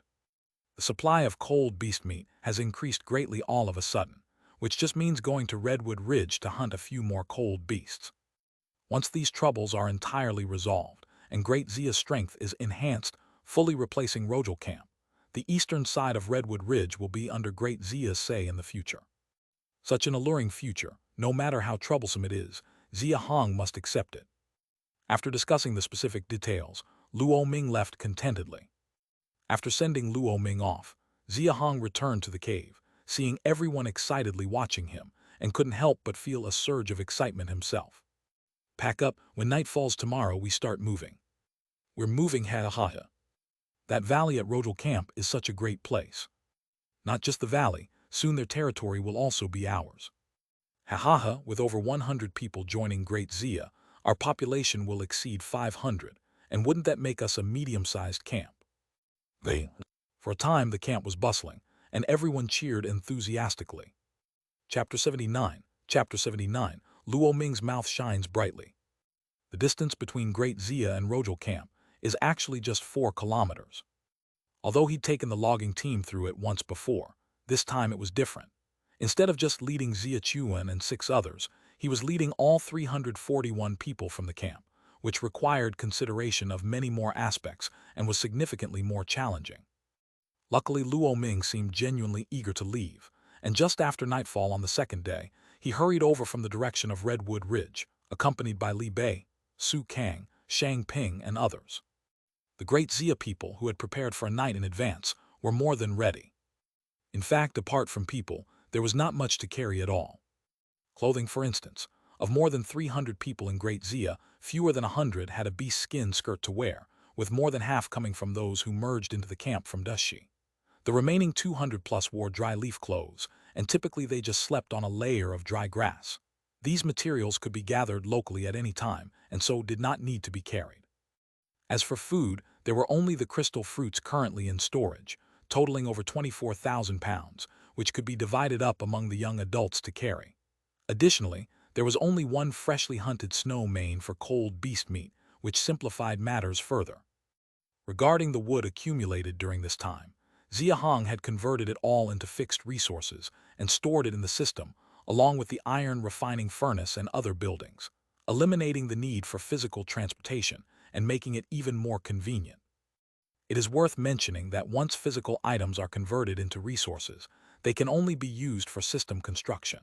Xia Hong had previously left out some without conversion to allow people to use wood to make tools. With so few items to pack and a day of prior preparation, Xia Hong quickly completed the itinerary deployment. As always, 137 young adults at the forefront, with Shang Ping clearing the path at the very front. 149 children under the age of 13 in the middle, led and protected by Su Kang, Li Bei, and 7 from the logging realm. 44 older individuals in the third echelon. Xia Hong and Luo Ming, along with Xia Chuan and 10 from the logging realm, were responsible for the rear. Move out. After Xia Hong finished the deployment, he gave the command. The entire Great Xia team began their grand northern migration. This was different from last time when they moved from No 1 Cave to No 4 Cave. Back then, the faces of the ordinary camp people were filled with confusion and uncertainty. This time, everyone in the camp appeared excited and thrilled once they stepped out of the cave and onto the road. Even the children, grimacing from the cold, had their eyes shining with spirit and longing. It actually seemed normal. For everyone around Redwood Ridge, the strength of Rojal Camp was ingrained in their minds. Even the children knew that life in Rojal Camp was much better than their own. The thoughts of ordinary people are naturally naive.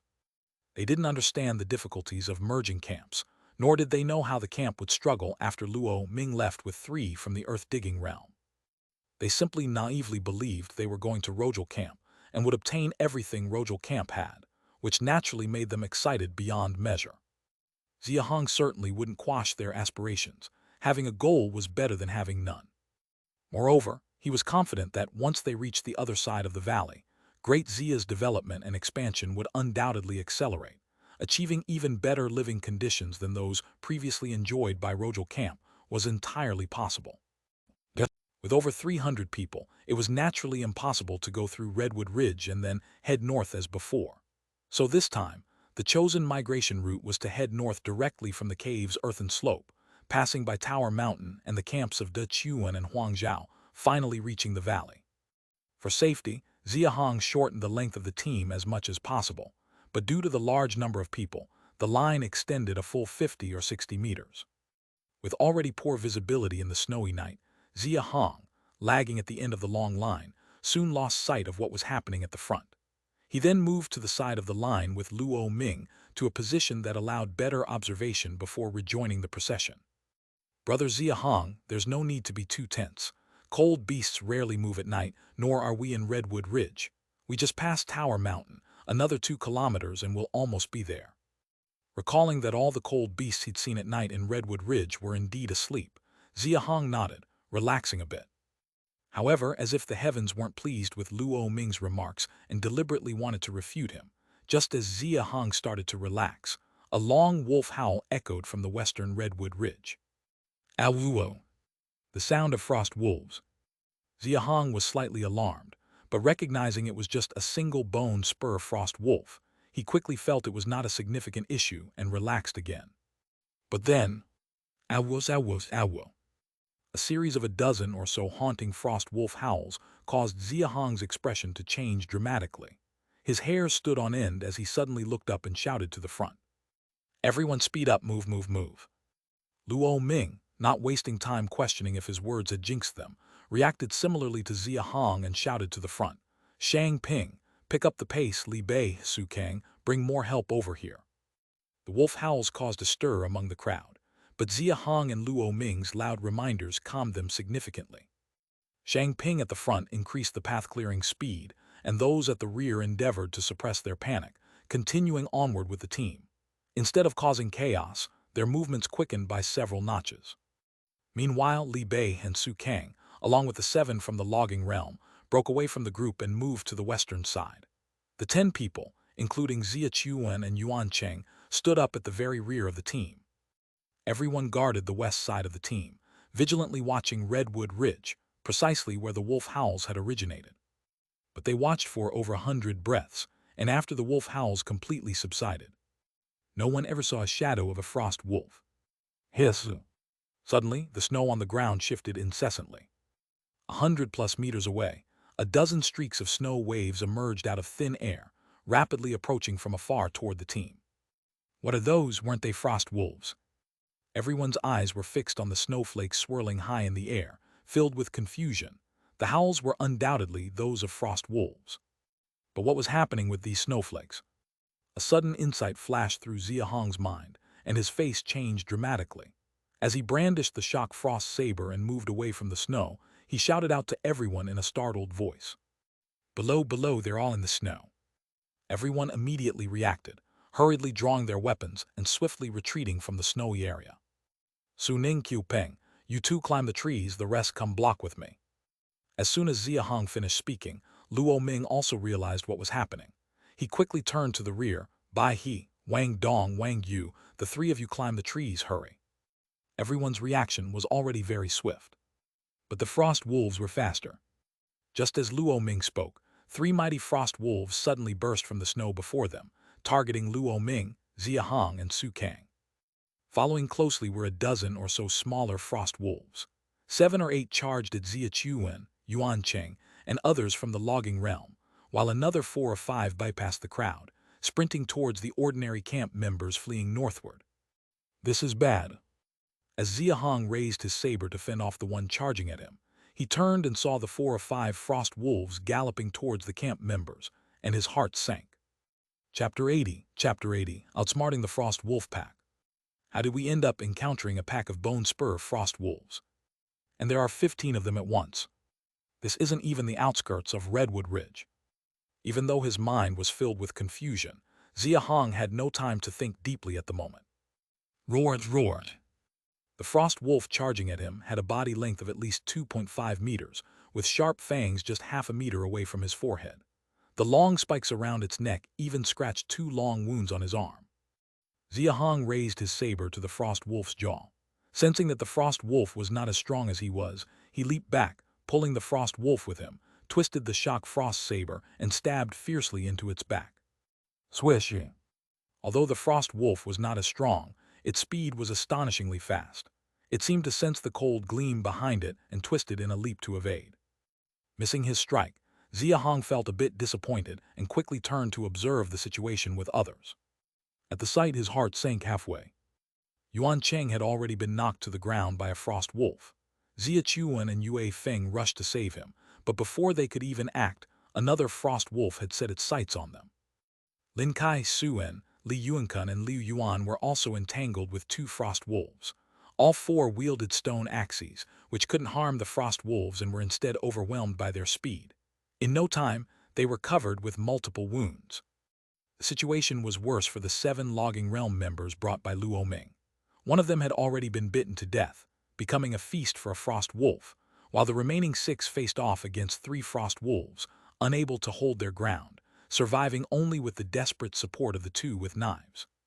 Su Kang and Luo Ming, like him, were entangled with the 2 strongest frost wolves among the pack, and from the looks of it, they couldn't resolve it quickly either.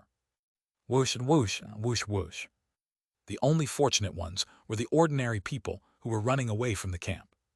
From the 5 trees behind them, sharp arrows were continuously being shot towards that side. The 4 frost wolves targeting the ordinary people were not only stopped, but 2 of them even got hit by 4 or 5 arrows each.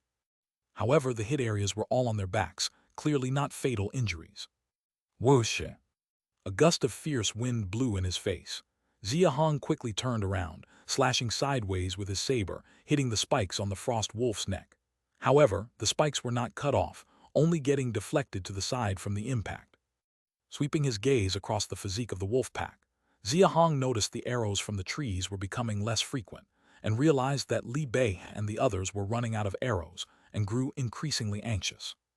The 3 strongest ones were holding up himself, Luo Ming and Su Kang. 8 slightly smaller ones were dealing with the Logging Realm members, while the other 4 pursued the larger group. This pack of frost wolves was clearly organized. The howling before they charged was presumably to arrange their formation. They came with the intention to annihilate us. Recalling information about wolf packs from his past life, Xia Hong's heart sank. He glanced towards the direction of Redwood Ridge. Could it be that there's a lead wolf in this pack? It doesn't matter whether there is or not. We can't drag this out any longer. Xia Hong glanced over at the ordinary people, gritted his teeth, and shouted to those on the trees, "Don't worry about them. Take down the 3 big ones first, or everyone will die." The arrows, already sparse, instantly stopped after Xia Hong's shout. Only after more than 10 breaths did the 5 on the trees seem to come to their senses, quickly turning their arrows toward the frost wolves near Xia Hong and fiercely shooting. Whoosh, whoosh, whoosh. Before the arrows even got there, Xia Hong had already switched the shock frost saber to his left hand. Taking advantage of the gap when the frost wolf lunged at him, he wrapped his right arm around its abdomen, planting both feet firmly, pinning it down to prevent it from moving. Splat! After 3 arrows went astray, one finally pierced into the frost wolf's ear. Seizing the opportunity, Xia Hong abruptly released his right hand, switched to gripping the saber with both hands, and with a twist of his waist, forcefully cleaved at the frost wolf's neck. The spikes on the frost wolf's neck that hadn't been severed before because of its nimbleness to deflect Xia Hong's force put up no such resistance this time, as the arrow piercing its eardrum caused it pain, staggering it, matching the impeccable timing Xia Hong grasped. Crunch! Several spikes on the frost wolf's neck were severed by Xia Hong's slash. The shock frost saber even cut 3 or 4 centimeters into its neck. Yet despite this, the frost wolf struggled on the ground for a brief moment before swiftly rising as if unscathed. But judging by its cautious gaze and hesitant steps, it was clear the blow from Xia Hong had given it quite the scare. Help, help! Run, they're catching up. Run, run! Don't block me, you at the front, run! The commotion from the north made Xia Hong grow even more anxious. Although telling the 5 archers on the trees to ignore the ordinary people seemed cruel, it was undoubtedly the best choice under the current circumstances. Xia Hong experimentally shifted a step sideways to the left, noticing the frost wolf immediately followed suit. With a quick thought, he lunged forward with his saber raised in a feint, causing the frost wolf to stagger back frantically in fright. Indeed, the frost wolf was scared. Keeping his wits about him, Xia Hong turned to rescue Yuan Cheng, who was knocked over. But turning around, he discovered Yuan Cheng was already on his feet. Not only that, but the frost wolf that had just knocked him down also had one blind eye, oozing green blood. Xia Hong was taken aback, then quickly noticed Xia Chuan next to Yuan Cheng, holding a small knife in his left hand, and a hint of excitement on his face, understanding instantly. Well done, kid, courageous. Not daring to delay, Xia Hong glanced northward, seeing the ordinary people at the end were in utter chaos, with the 4 frost wolves still slaughtering. So he immediately turned and shouted to everyone. Don't get bogged down here, catch up with the main group. Just block the frost wolves from killing anyone and move quickly. Xia Chuan, Yuan Cheng, and the others who had broken free quickly followed the command, and Li Bei and the other 5 archers on the trees swiftly came down, moving towards the ordinary people to drive away the 4 frost wolves, stopping them from further killing. After driving away the 4 frost wolves behind, Li Bei and the other 5 didn't continue to escape, but stopped to constantly shoot arrows, disrupting the frost wolves, creating opportunities for the other Logging Realm members to withdraw from the battle. Once all the Logging Realm members had more or less withdrawn, Xia Hong, Luo Ming, and Su Kang took advantage of Li Bei's arrows' disruption to pull back and quickly catch up with the main group. Seeing the dozens of mutilated corpses on the ground, Xia Hong's face turned exceedingly grim. In a matter of just about 100 breaths, those 4 frost wolves managed to kill so many people. Any slower and it could have been much worse. Xia Hong looked up at the 15 frost wolves that had regrouped, realizing that despite his anger, he had to accept reality. Do not retreat, stand firm and block them, just don't let them charge forward. Xia Hong and the 4 Earth-Digging Realm members, including Luo Ming, stood on either side, with everyone generally in the middle.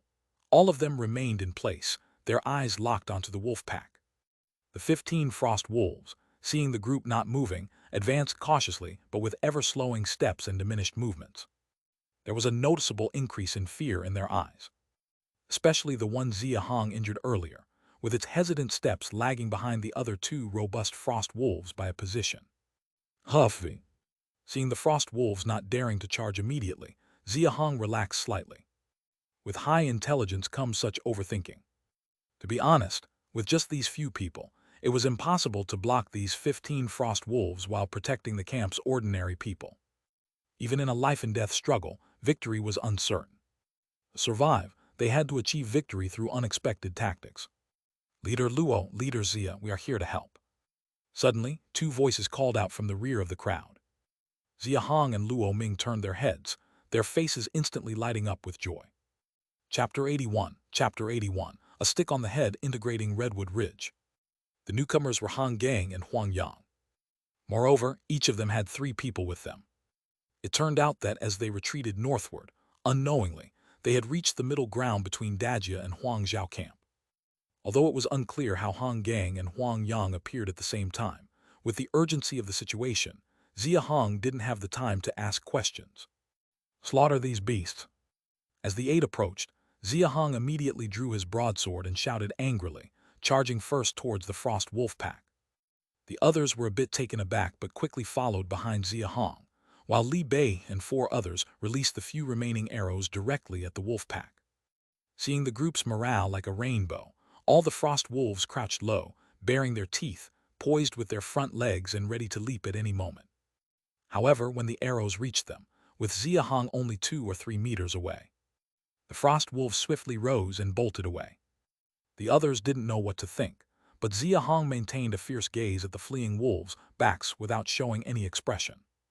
It wasn't until he confirmed that the wolves had disappeared that Xia Hong quietly turned around to look at everyone else, exhaling loudly and relaxing his tense expression.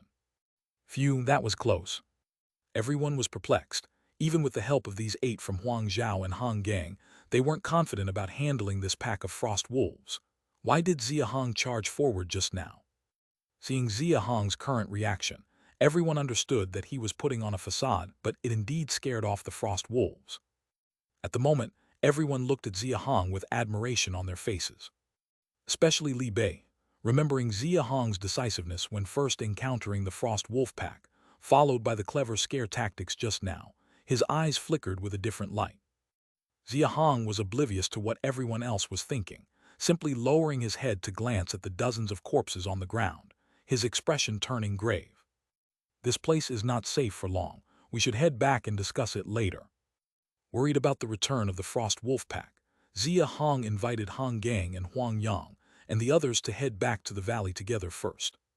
Already filled with curiosity, the 2 naturally did not refuse and walked towards the valley, following the others. Leader Luo, are you planning to move everyone from Great Xia into Rojal camp? Just as they set off, Han Gang couldn't help but ask. To see so many from the Great Xia camp heading towards Rojal camp this late.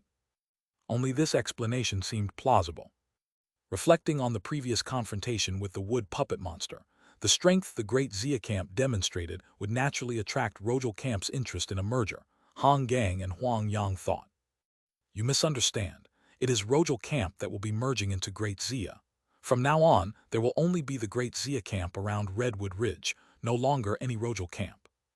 As Luo Ming began to explain, the two were dumbfounded by the truth. Rojal merged into Great Xia. How is that possible? With Luo Ming mentioning his intent to leave Redwood Ridge, the two understood the reason and looked enviously at Xia Hong. No jealousy, just admiration.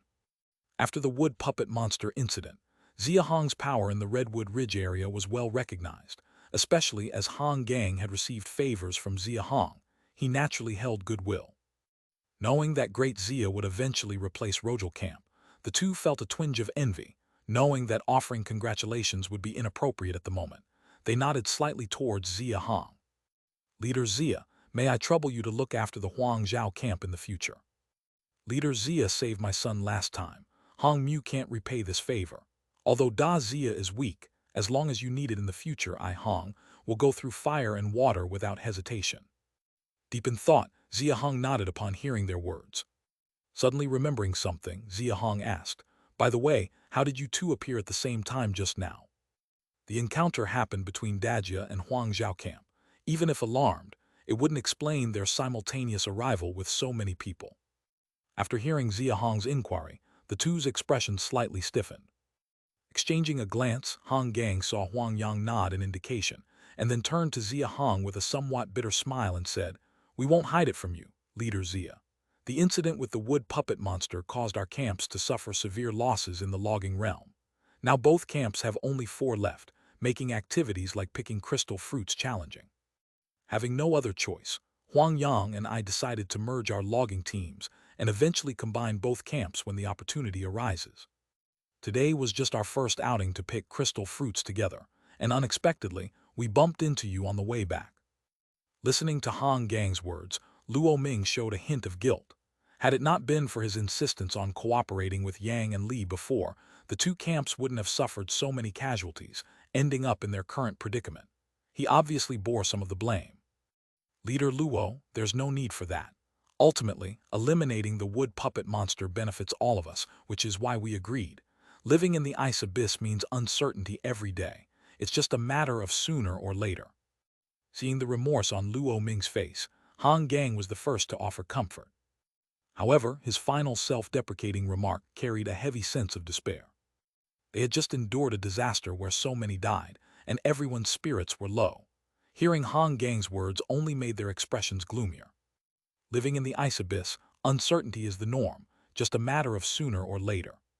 This phrase aptly described the dozens who died earlier. When they left the Great Xia camp at night, they likely envisioned a better life at Rojal camp.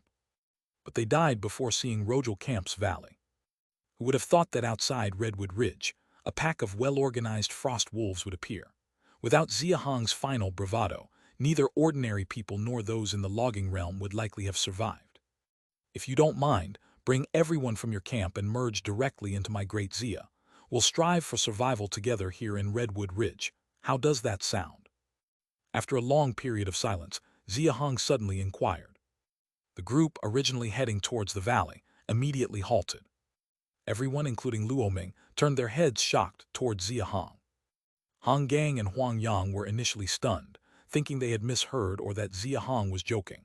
Then seeing everyone stop, they looked back at Xia Hong and realized his expression was serious, not joking, leaving them both stunned on the spot. "Leader Xia, are you serious?" Xia Hong didn't speak, simply nodding lightly at them.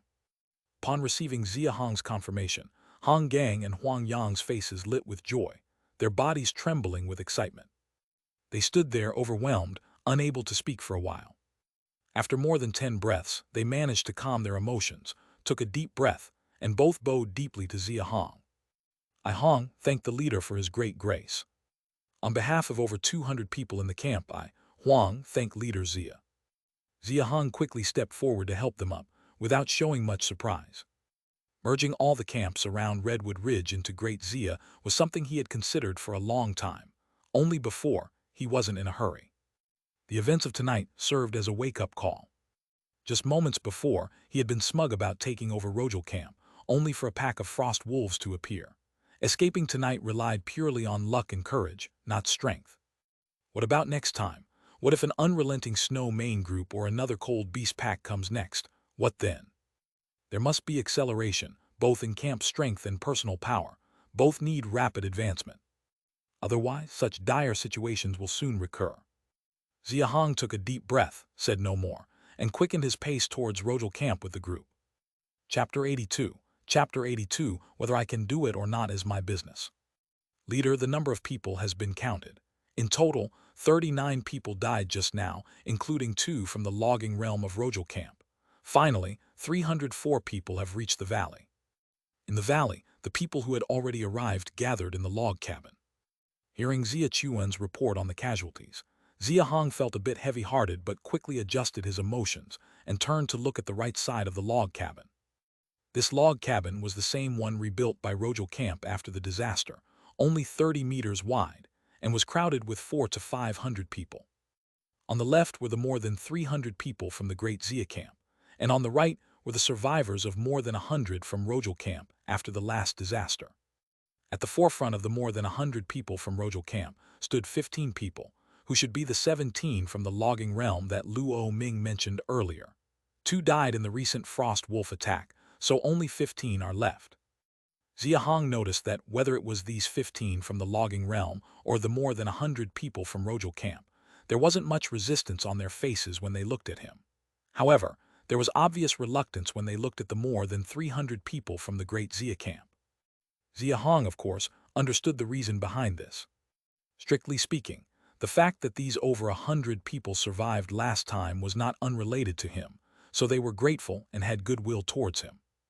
While the resistance towards the rest of the Great Xia camp was simpler, they were just worried that once the 2 groups merged, he, as the leader, would treat them differently.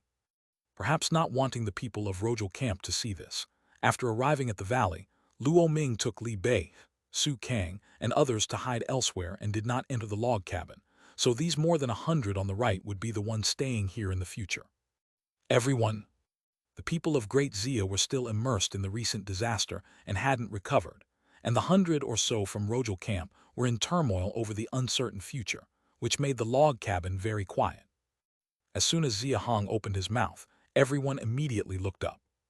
Although I don't know why Leader Luo must leave, since he has made a decision, we should respect and understand it.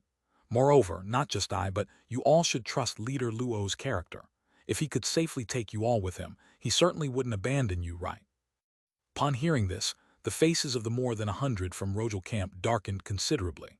The pain caused by the wood puppet monster had not yet healed, and Luo Ming's departure felt like the last straw breaking the camel's back.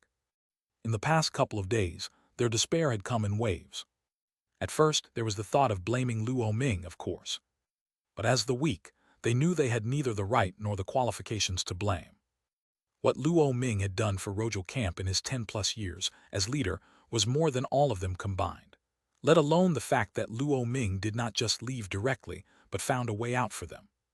So even though they knew Luo Ming's departure was a foregone conclusion, in their hearts, they were still grateful to this former leader, Luo Ming. The words Xia Hong spoke not only served to explain Luo Ming's actions to everyone, but also helped everyone let go of their last bit of unease. Yes, with the leader's character, if he could take us all safely, he wouldn't just leave by himself. It all comes down to the fact that we are the useless ones. I know what you are all worried about. Since Leader Luo has entrusted both Rojal camp and all of you to me, from now on, you are all part of the Great Xia. I won't say much more. Xia Hong did not say much, and after 2 sentences, he gave an eye signal to Xia Chuan, who had been informed beforehand on the left. Though Xia Chuan felt hesitant, with Xia Hong's command, he could only step forward and once again explain the previously discussed rules for dividing cold beast meat into 4 levels to the more than 100 people from Rojal camp. Everyone can get a share of cold beast meat. Those aged 13 to 30 can get a pound every day. Not only that, if one's strength reaches 3,000 pounds, they can get 2 pounds every day. How is this possible? Can we really hunt that much cold beast meat? Logging Realm members get a fixed 5 pounds a day. Did I hear it wrong? Special contributions can also earn cold beast meat rewards. Those under 13 can get 5 pounds a month. This can't be true. Can the leader hunt that many cold beasts? All of the more than 100 from Rojal camp, whether it was the 15 from the logging realm at the front or the ordinary people behind, or even the children under 10, were all stirred up at the moment. Not just them, those like Huang Yang and Hong Gang, who had just agreed to join the great Xia, also looked up at Xia Hong with eyes full of shock. The ordinary people of great Xia were still okay since they already knew. But for Xia Chuan, Yuan Cheng, and others from the logging realm, their faces showed some concern. Especially Xia Chuan, who had just explained the rule of dividing meat into 4 levels, looked at Xia Hong several times, wanting to speak but holding back. This 4-level division rule wasn't much of a problem when there were only the more than 300 people of Great Xia. As Xia Hong said, 6 cold beasts a month wasn't too hard for the current Great Xia. But with the addition of the 171 from Rojal camp, plus the soon-to-be joining Dagua and Huang Zhao families, there would be at least 400 to 500 people, which posed a big problem. For so many people, if divided into 4 levels, the consumption of cold beast meat each month would be at least 3 or 4 times more, and the hunting workload in the same proportion. Isn't this too aggressive for the current Great Xia? Despite wanting to stop him, Xia Chuan, facing Xia Hong's resolute eyes and the skeptical looks on the faces of those from Rojal camp, realized it was not the right time to oppose and kept quiet. Leader Xia, are you sure you can achieve this? Previously, when our leader was around with the camp's 5 earth-digging realm members, we could only hunt 5 cold beasts a month at most. Your strength is indeed very strong, but not to the extent of exceeding 5 heads, right?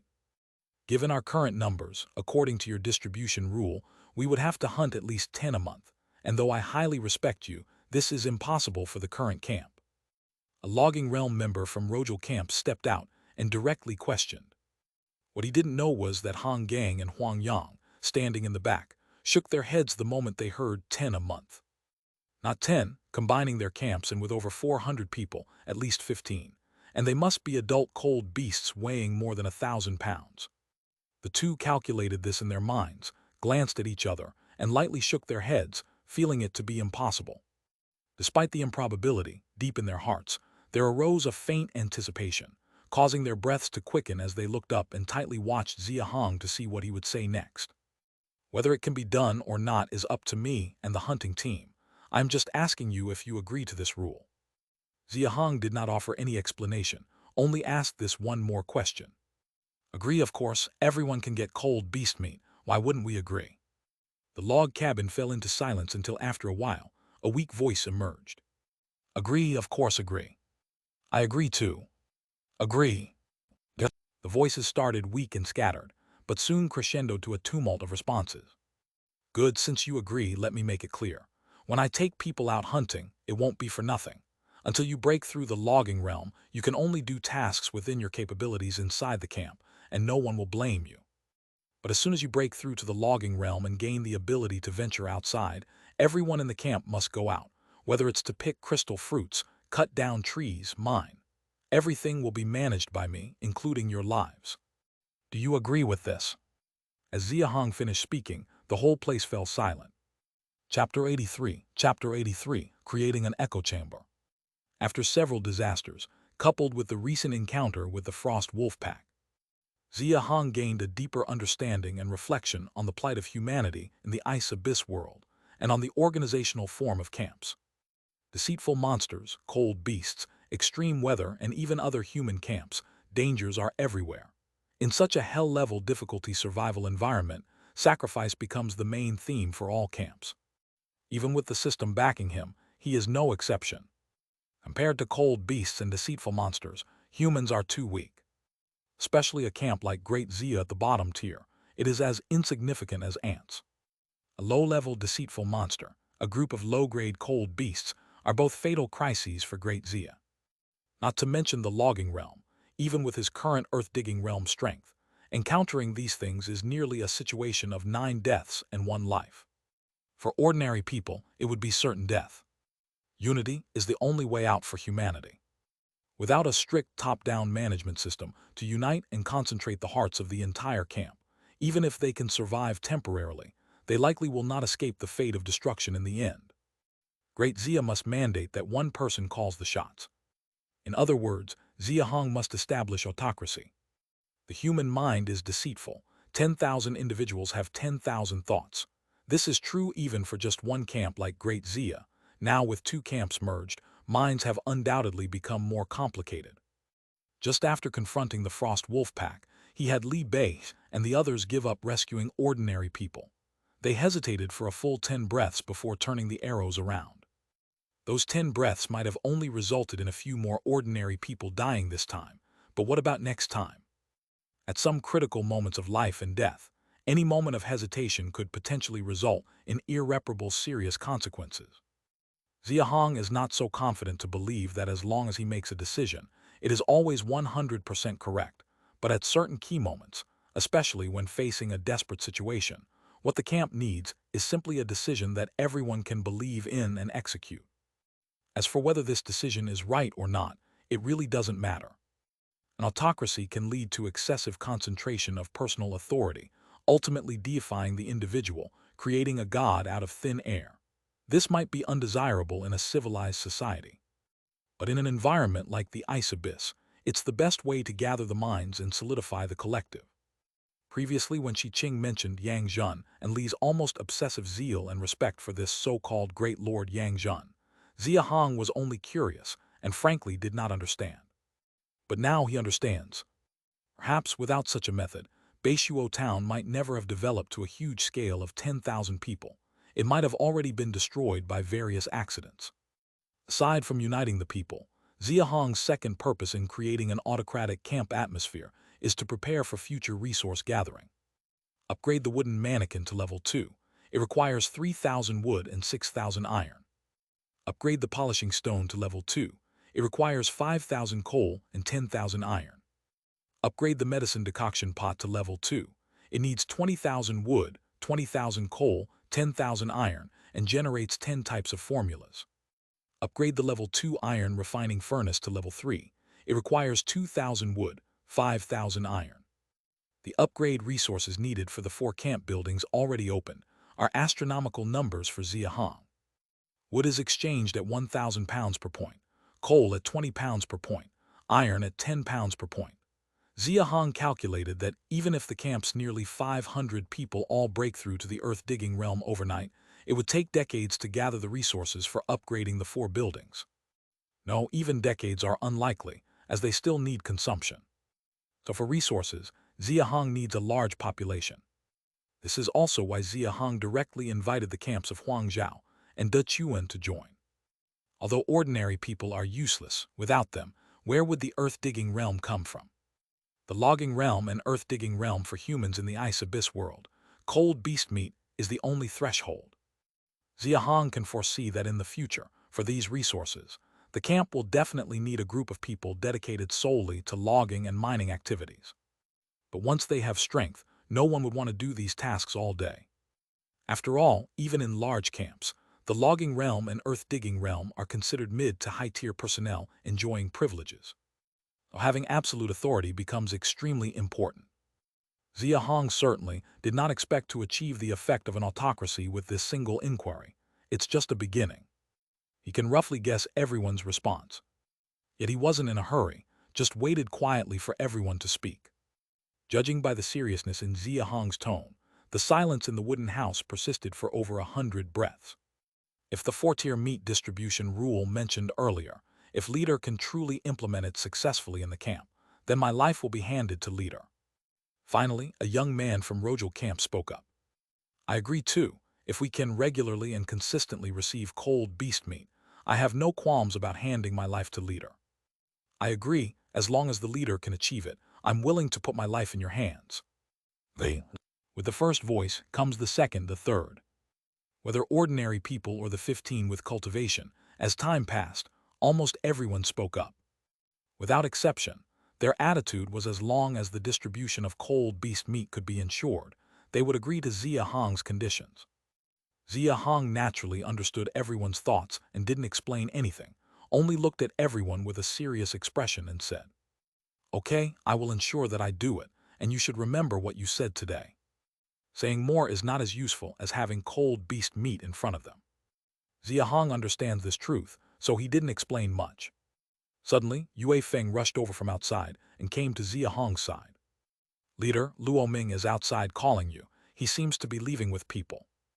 Xia Hong was taken aback, nodded, and first instructed Xia Chuan beside him to settle the people from Great Xia Camp in the wooden house, then went out of the wooden house alone. As soon as he exited the passage, Xia Hong saw Luo Ming and 12 others already set to depart outside the valley. Leader Luo, leaving in such a hurry. Xia Hong actually understood Luo Ming. He had brought the people of Great Xia over. If Luo Ming continued to stay here, it was inappropriate, and he might also fear facing the camp's 100+ people, as abandoning them was indeed a fact. Luo Ming placed his young son on the ground, walked up to Xia Hong, his face full of guilt, and bowed to him. Brother Xia Hong, thank you earlier. Luo feels truly ashamed. Xia Hong was slightly startled, only then realizing Luo Ming was referring to him speaking for him in front of those at Rojal Camp earlier. Leader Luo, where are you heading, may I know? Hearing this, hesitation appeared on Luo Ming's face. Don't worry, Leader Luo, I won't abandon these people. Leaving Redwood Ridge is just asking in advance. If there's a chance in the future, maybe you and I can meet again. Seeing that Xia Hong instantly saw through his thoughts, Luo Ming gave a wry smile. That's Luo being small-minded. Leader Xia, I won't hide from you. Leaving this time, I took half of the camp's stored coal and iron. I hope you can understand a bit. Xia Hong glanced at the 4 bags behind Luo Ming, nodded without saying much, understanding it was reasonable to bring some assets to another camp. Additionally, I left you 2 items, take a look at them. As Luo Ming spoke, he took out 2 scrolls made of cold beast fur from his bosom. Xia Hong took the scrolls, opened the first one, and upon seeing its contents, a look of joy appeared on his face. Chapter 84, 2 Big Gifts. On the scroll, there were 6 lifelike cold beasts drawn.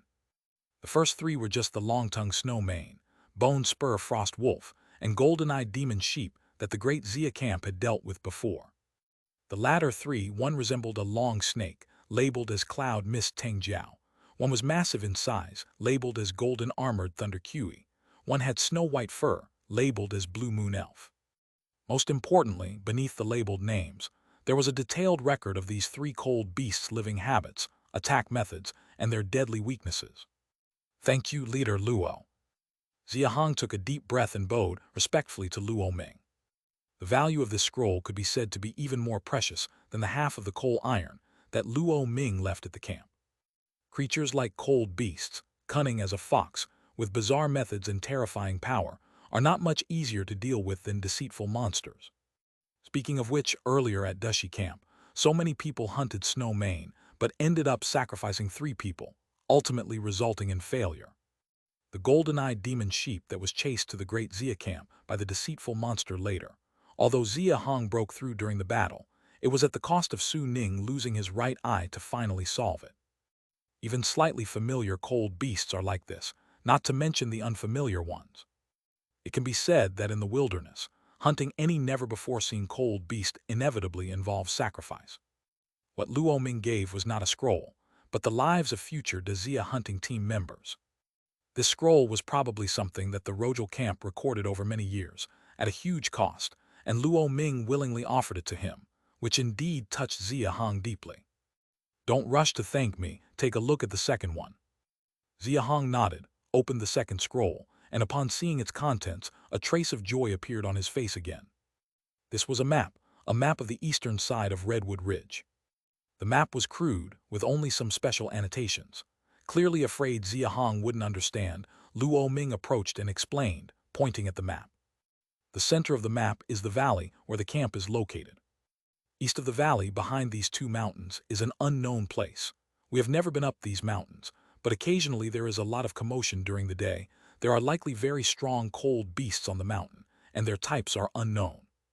The west side is Redwood Ridge, and over the years, Rojal Camp's exploration range in Redwood Ridge has been no more than a kilometer. The latter 3 cold beasts on the first scroll are mostly within a 500 to 1,000 meter range. To the south, 2 kilometers past Great Xia Slope, there is an iced-over river. There are no signs of cold beast activity around it, and it should be very dangerous, so people should not go there if possible. To the north, there is a bamboo forest, and on the west side of the bamboo forest, there is a mountain road where many cold beasts gather, but during the fruiting period of the ice tree each year.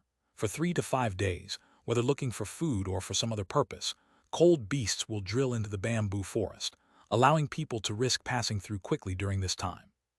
Crossing this mountain road leads to a place called Pinxi Plain, where there is a giant camp named Beehive, which is my destination this time.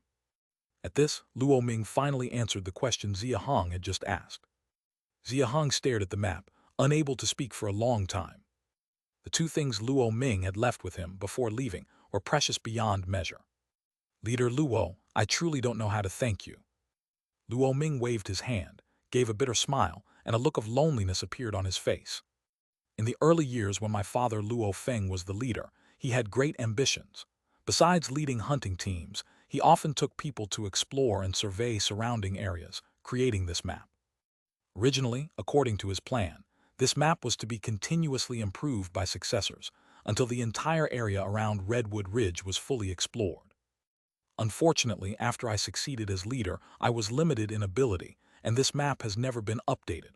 Now, as I'm leaving, this map is yours. The detailed information on the 6 types of cold beasts, a map of the eastern perimeter over 3 miles in Redwood Ridge, and the costs incurred by Rojal Camp in obtaining these are well understood by Xia Hong without asking. From the loneliness on Luo Ming's face, one can see a bit of it. Perhaps Luo Ming also once had the thought of inheriting Luo Feng's grand plans. But with the increasingly tough conditions of the camp and the successive setbacks, plus the issue with the wooden puppet monster, was the straw that broke the camel's back. Ultimately, Luo Ming gave up this idea, and now entrusting these 2 things to him constitutes his entrustment of the camp and his father's legacy to him entirely. Seeing the loneliness in Luo Ming's eyes, a hesitation flashed across Xia Hong's face. He was contemplating whether to try to keep Luo Ming. Luo Ming saw through Xia Hong's thoughts and shook his head with a light smile. Brother Xia Hong, there's no need to say more. I know you have the skills, so I am willing to entrust these things to you. Were it not for my son, I would not be leaving these people behind. Upon hearing this, Xia Hong nodded softly. A sense of relief appeared on his face. Luo Ming truly intended to leave, and even if he asked him to stay, it wouldn't necessarily be a good thing for the camp right now. All right, with the camp newly relocated, you have many things to attend to, and I must take my leave now. The fruiting days of the ice trees are just around the corner, and I need to hurry over to keep an eye on things. If missed, the next opportunity won't be for another 4 months. After speaking, Luo Ming decisively turned around and entered Redwood Ridge under the cover of night with Shang Ping and the others, along with 3 earth-digging realm, 5 logging realm, and their respective families, apparently planning to pass through Redwood Ridge to go north to the Arrow Bamboo Forest. Among the 3 earth-digging realm, Li Bei, who was carrying a bow and arrows, frequently looked back, perhaps wanting to take a few more glances at the camp valley. Xia Hong watched them leave until the group disappeared from sight, exhaled deeply, and placed the 2 scrolls into his chest pocket, then turned back to the camp. Inside the wooden hut at the camp, lively discussions were ongoing. The topic most discussed by everyone was whether the rules Xia Chuan had just mentioned could truly be implemented and carried out. Xia Hong didn't pay attention to the discussions. Upon returning to the wooden hut, he first sought out Huang Yang and Hong Gang. Leader. Upon seeing Xia Hong approach, the 2 promptly stood up to greet him. With both camps already agreeing to merge into Great Xia, they naturally dropped the surname in addressing him. Gentlemen, there's no time to delay. Since Huangzhou Camp is nearby, I'll take people over tomorrow night. Let's start relocating Huangzhou Camp's people first, and the day after that, we'll move to Chuan, aiming to solve it in 2 days swiftly and decisively to avoid any prolonged complications. Yes, leader, we'll go back now to prepare. Xia Hong nodded and, without waiting for them to leave, walked to the middle of the wooden hut. Not avoiding anyone's gaze, he directly retrieved all the buildings from the system and placed them out. The iron melting furnace, medicine decoction pot, wooden mannequin, and polishing stone, 4 buildings suddenly appeared in the middle of the wooden hut, and people from the original Great Xia Camp naturally were not surprised.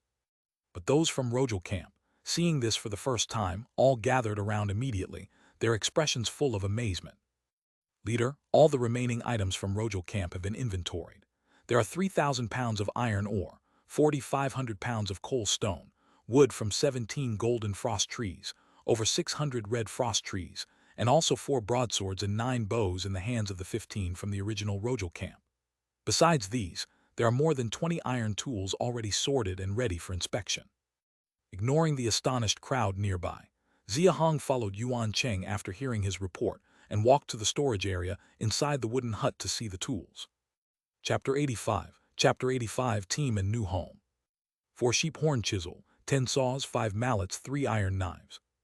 The sheep horn chisel for mining, saws for logging, mallets for forging tools and building houses, iron knives for daily cutting of cold beasts. The 4 tools laid out before him, Xia Hong's eyes immediately flashed with a hint of brightness. Previously, when he first used the polishing stone to forge tools, he had thought of making some practical tools for the camp. The problem was the limited iron ore, so he could only prioritize weapons.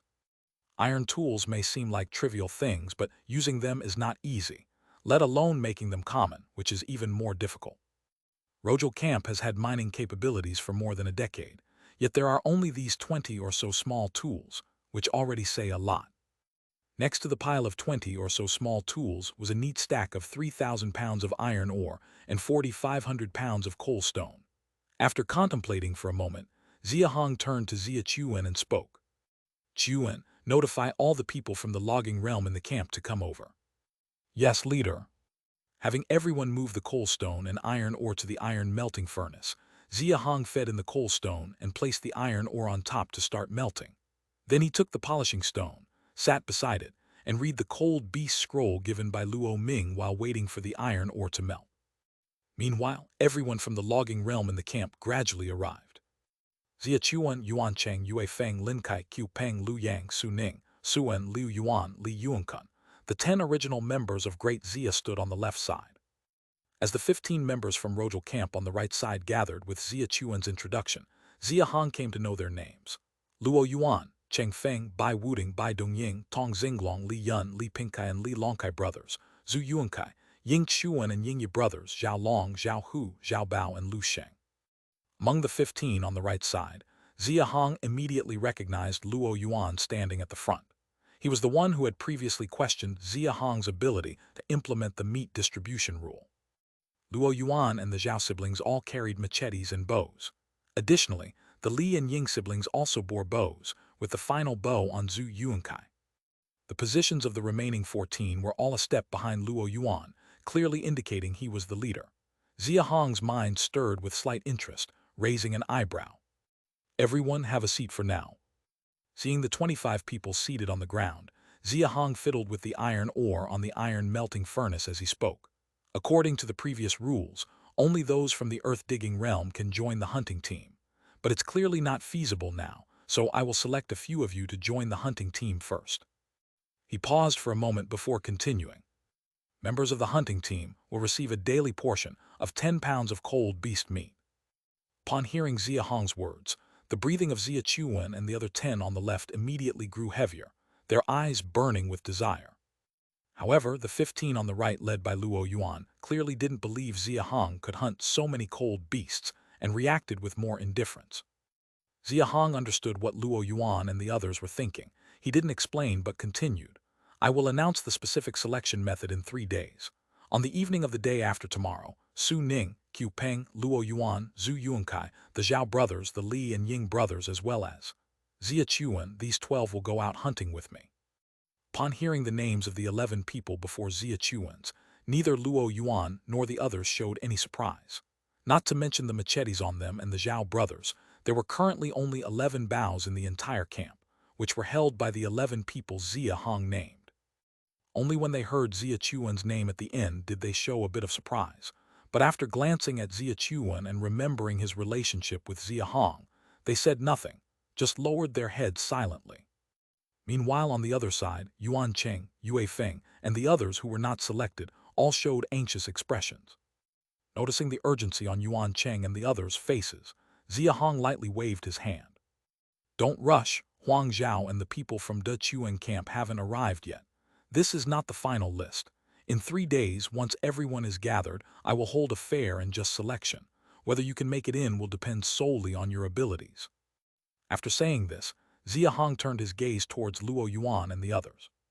However, regarding weaponry limitations, let me be clear up front. The camp has a total of 5 machetes and 11 bows. Aside from the knife in my hand, The other 13 weapons are only available to those who join the hunting team. Upon hearing Xia Hong's statement, Luo Yuan and the others' expressions changed in unison. Luo Yuan even took a step forward, seemingly wanting to say something, but upon meeting Xia Hong's gaze, he lowered his head without speaking. Communal resources with no private ownership is the norm in any camp, including Rojal camp previously, especially concerning precious resources like iron weaponry. The weapons left behind by Luo Ming weren't meant for them.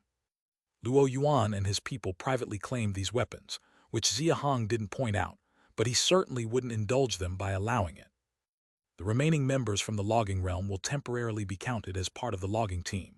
While we are out hunting, logging must not stop, and in the future, the task of picking crystal fruits will also belong to the logging team. You will also be part of the selection process in 3 days, where a leader will be chosen based on strength. The leader will then organize logging and fruit picking, enjoying the same benefits as a hunting team member. The resource gap in the system's construction has always existed, and accumulating timber certainly cannot stop. The same goes for coal and iron mining. The coal previously mined by Rojal Camp was in Redwood Ridge, and its location is clearly marked on the map Luo Ming provided. Iron mining is even more convenient, located in the cave on the south side of the valley. With sheep horn chisels available, these 2 resources should not be neglected. The issue is, at present, Xia Hong is the only one in the earth-digging realm, tasked with forging tools, hunting, and all matters, big and small, in the camp, leaving him too stretched to handle coal mining and iron digging. Even his own training has become difficult to balance. One person can't do it all alone, so he has to prioritize what's most important first. Having boasted in front of everyone in the camp, hunting is the foremost task. Otherwise, when the people from Huangzhou and De Chuan camps arrive, if the cold beast meat supply can't keep up, it would be a disgrace to himself. In the short term, improving hunting ability through training is unrealistic. I can only try to find a way with iron tools. Looking at the iron ore on the furnace, which was about to melt, Xia Hong considered for a moment, then took the polishing stone in his hand and began shaping it according to his ideas. Before long, Luo Yuan led someone over to him. "Leader, this is Mu Dong." Xia Hong looked up to see a middle-aged man in his 40s, with an honest face step out from behind Luo Yuan and bow respectfully. Mu Dong greets the leader. Not knowing why the two sought him, Xia Hong's eyes showed slight confusion.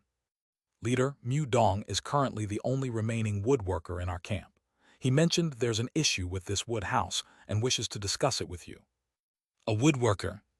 Hearing Luo Yuan's words, Xia Hong's eyes immediately lit up, his gaze toward Mu Dong growing much more enthusiastic. "Leader, this wooden house was hastily built as a temporary measure after a disaster, prioritizing speed over stability and concealment. The wood used was randomly selected. Over time, even if not discovered by cold beasts from the mountain, it could be crushed by accumulated snow, making it unsuitable for long-term residence. A new house needs to be built soon." Xia Hong nodded. He had already noticed the issue with the wood house earlier, but with limited timber, he planned to wait until there was more before addressing it. "Apart from building wood houses, what else can you do?" Upon hearing this, Mu Dong appeared a bit embarrassed, explaining, "Leader, you must be joking. I don't even have the strength of the logging realm, unable to carry the trees. How could I build a wood house? I've only learned some wooden house structures from following a woodworker master for a while." Seeing the confusion on Xia Hong's face, Luo Yuan quickly explained. Previously, Rojal Camp had 3 woodworkers in the logging realm. 2 died during the wooden puppet monster incident, one of whom was Mu Dong's master. Xia Hong didn't need to ask to know that the other one must have left with Luo Ming. After contemplating, he addressed Mu Dong. "Starting today, you will join the logging team, and your treatment will be the same as other members. Until you break through to the logging realm, stay in the camp. Regarding the wood house, I'll first tell you my ideas."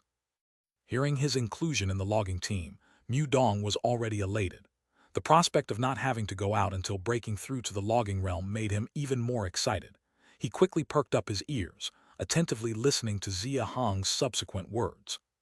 For the camp's new residents, Xia Hong had long thought about it, only plagued by the lack of a professional to oversee it, while he was drowning in affairs himself. Now that he finally had a half-expert, he would make sure to utilize him effectively.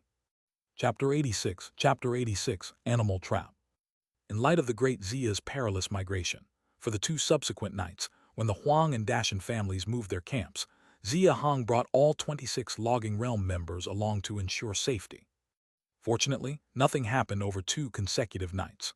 A total of 427 people from the 2 camps safely arrived at the valley on the 3rd day's dawn.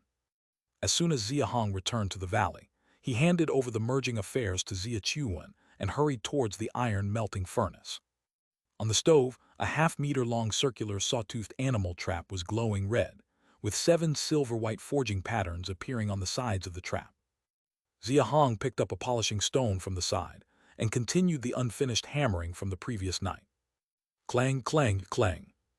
After half an hour, Xia Chuan, looking grave, approached with Yuan Cheng, Luo Yuan, Huang Yang, and Han Gang. Leader, the numbers have been fully compiled. After merging the 2 camps, the current camp population is 902, excluding you. There are a total of 36 logging realm members. There are 302 people aged 13 to 30. Under 13, there are a total of 392 people. According to the meat distribution rule we previously defined, excluding the leader, the camp's monthly cold beast meat consumption is approximately. At this point, Xia Chuan paused, his face growing more grave, and continued. Just over 20,000 pounds.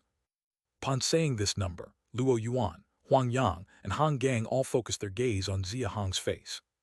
Over 20,000 pounds, even by conservative estimates, requires 15 cold beasts. Every month, 15 cold beasts roughly means hunting one every 2 nights. However you think about it, it seems impossible. The 4-tier meat distribution rule Xia Hong boasted of earlier is destined to fail. In the recent population count, the 3 of them also helped, so they were long aware of this number. Although they didn't believe Xia Hong could really achieve it, they still wanted to see how Xia Hong would react upon hearing the number himself.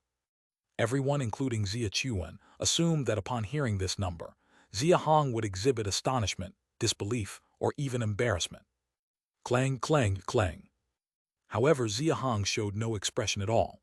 He continued to focus on hammering the circular saw-toothed iron ring in his hand, only pausing to turn and nod at Xia Chuan, saying, "All right, I know, you all should go rest first. Rest well during the day, and when night falls, we'll go hunting." Xia Chuan hesitated several times, but seeing Xia Hong's focus on forging, he kept silent. Luo Yuan and the others exchanged glances, clearly surprised by Xia Hong's calm reaction. Could it be he can really achieve it? Impossible. Luo Yuan shook his head inwardly. The others might not know, but he did. The Rojal camp previously had 5 earth-digging realm members and over 30 logging realm members, far stronger than the current Great Xia, yet they at most hunted 7 or 8 cold beasts a month, even with sufficient weapons. Currently, the Great Xia has only about a dozen weapons in total, and only Xia Hong is in the earth-digging realm. Not to mention 15, even 7 or 8 is a big problem. True, Xia Hong is strong, but can he be stronger than 5 earth-digging realm members? What on earth gives this new leader such confidence? Luo Yuan didn't leave but turned to watch the circular saw-toothed iron ring in Xia Hong's hand for a while, then couldn't help but speak. "Leader, this is for making an animal trap, isn't it? It's useless." Seeing Xia Hong look up, Luo Yuan continued. "Previously, the Rojal camp tried setting animal traps too, but cold beasts don't move at night. Setting them is a waste. During the day, cold beasts might occasionally step on them, but the traps at most injure them and can't hold them, and these beasts are one cleverer than the last. Without a live bait, they won't get caught. At night one might act as a bait, but cold beasts don't move at night. During the day, without bait, the beasts won't get caught. Even if a cold beast accidentally steps on one, it will escape with nobody nearby and might even take the trap with it, resulting in a total loss." Xia Hong understood Luo Yuan's words, but showed no reaction. Instead, Xia Chuan seemed to realize something and looked at the trap with bright eyes. "Don't worry, I have a way. You all should rest well first. When night falls, I'll call you. Also, for the logging teams tonight, let Huang Yang and Han Gang lead." Seeing that persuasion was futile, Luo Yuan could only leave helplessly, and Huang Yang and Han Gang also went to rest. Only Xia Chuan stayed, waiting for Xia Hong to finish forging the trap before approaching. Xia Hong took a deep breath, looking at the trap sides with 10 silver-white forging patterns, finally revealing a hint of joy. "Big brother, there's only 2 more hours until nightfall. You should rest for a while. I'll prepare the torches and call you when it's time." Hearing Xia Chuan's words, Xia Hong knew he understood his plan, nodded, placed the trap well, and lay down next to the furnace to rest. After 2 consecutive nights of toil and continuous trap forging, he was indeed exhausted. He needed to rest, with the night's hunting ahead. In understanding Luo Ming's departure, Xia Hong knew the difficulties of being a leader, especially in weaker camps where the leader has to give more. Logging, hunting, forging, and digging. For the current Great Xia, logging is the only task Xia Hong can delegate. The other 3 must be done by him, with forging and digging only feasible for him. Without commitment and contribution, one cannot be a leader. The current Great Xia is just like the former Rojal camp. Giving up is human nature, especially since Luo Ming held on for so many years. Hang in there. Once the cold beast meat supply is steady, everything will improve. Xia Hong rubbed his swollen arm, cheering himself up in his heart. This rare respite didn't last long. Night soon fell again. When Xia Hong awoke, Xia Chuan and the other 11 were already fully armed, waiting for him. Xia Hong glanced around the camp and didn't see Huang Yang and others, showing confusion. Xia Chuan noticed and quickly stepped forward to explain. Leader, Han Gang and Huang Yang have already taken the others to log. Mu Dong said that building new houses requires golden frost trees, so they took all 10 saws. Xia Hong nodded, remembering the logging tasks that now were off his mind, feeling slightly relieved. He looked at the dark sky outside the wooden cabin and waved to everyone. Let's go. Xia Hong led the way, and the group of 13 opened the valley entrance under the cover of night, and under the watchful eyes of all the camp members, headed towards Redwood Ridge. Do you think what the leader said before, that everyone could get cold beast meat, is true or false? How could it be true? Probably just exaggerated to comfort us. If they could really hunt so many cold beasts, the Great Xia wouldn't have agreed to merge us. True, after all, the leader just reached the earth-digging realm. Even the Rojal camp hadn't achieved everyone getting cold beast meat before, so how could the Great Xia? I don't expect getting it every day. I just hope for a pound or 2 each month. Unlike the newly merged individuals who discussed among themselves, most of the original Great Xia logging team reserves did not participate in the discussion, instead focusing on their own physical training or helping Mu Dong and others move wood, seizing the chance to train. Even when hearing the discussions, these people didn't explain, merely smiling and staying silent. Chapter 87, Seeking First Subscription. Chapter 87, Attempt. Moving to this side of the valley expanded not only the hunting range, but also introduced a completely different hunting environment.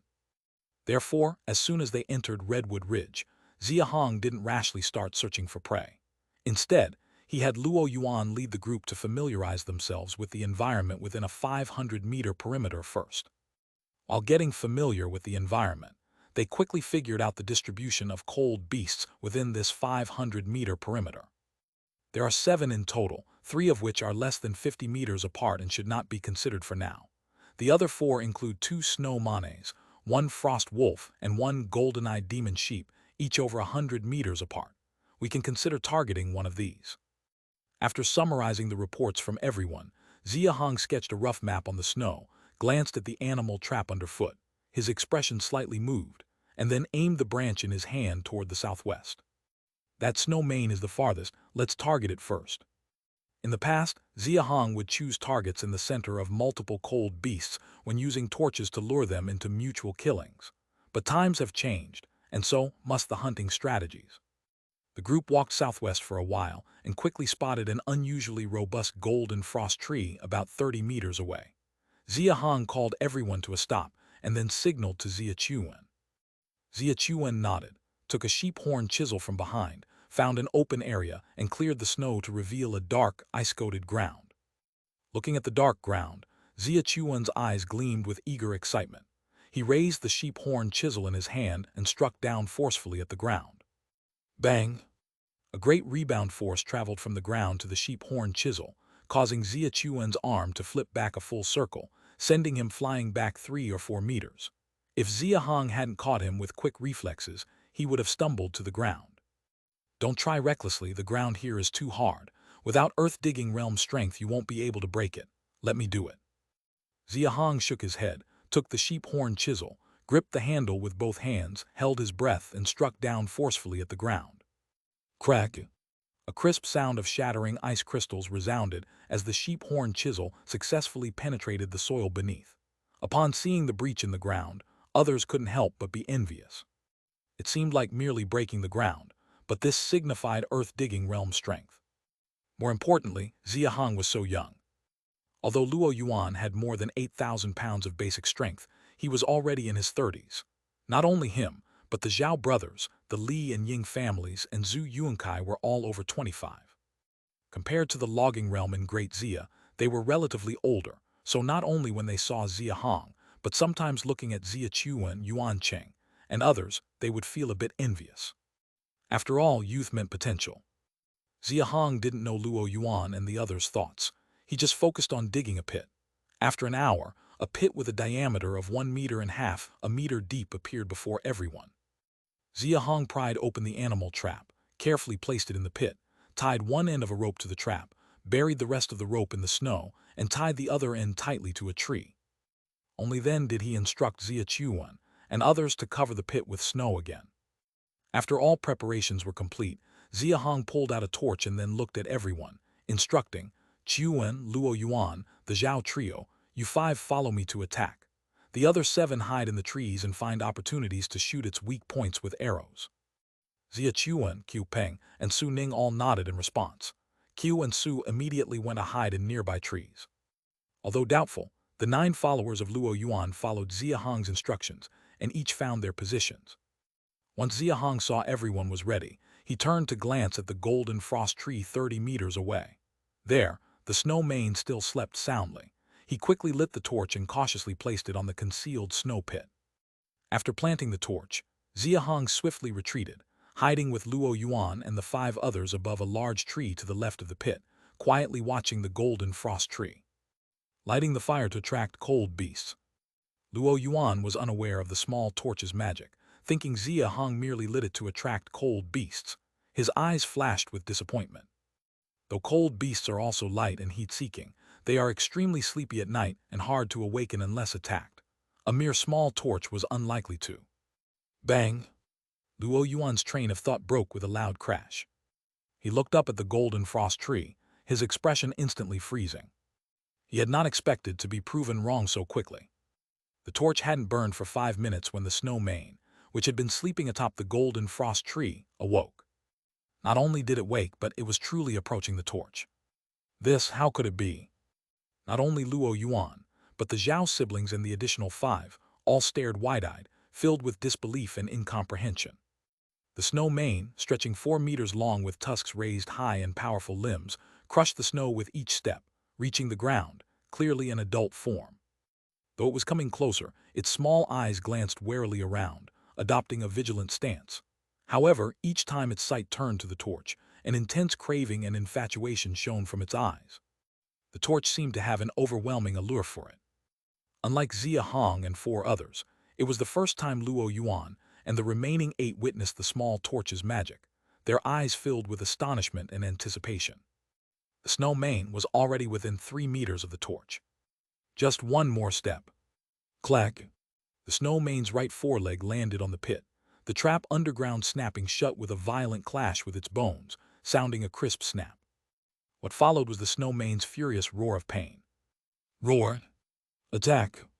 At Xia Hong's command, he charged forward, leading the way, with Luo Yuan's 5 following, encircling the snow mane from different directions. Whoosh and whoosh and whoosh. Meanwhile, from the nearby trees above, the sound of arrows slicing through the air echoed. The snow mane's right foreleg, injured by the trap to the bone, greatly hindered its mobility. Even sensing the threat of the speeding arrows, it couldn't evade effectively. The foremost 2 arrows penetrated its eyes directly, 1 on each side. Among the dozen later arrows, 2 hit the snow mane's ear canal and mouth. Others, though not striking lethal points, mostly hit the snow mane's neck and face, its vulnerable areas. Roar! With the arrows attacking and 5 blades slicing from the surroundings, the snow mane sensed the breath of death. Enraged after the roar, it unexpectedly lifted the trap from the ground, preparing to leap and flee. But unfortunately, its legs still had the trap tied to a rope, fastened firmly to a tree with a dead knot. The snow mane's leap not only failed to escape, but stumbled due to the rope's pulling force, nearly tumbling down. The snow mane quickly flipped over, prepared this time, and tore the rope off with a jerk. But sadly, Xia Hong and Luo Yuan with the five were already there. The shock frost saber, its silver light flashing, matched the snow's brilliance.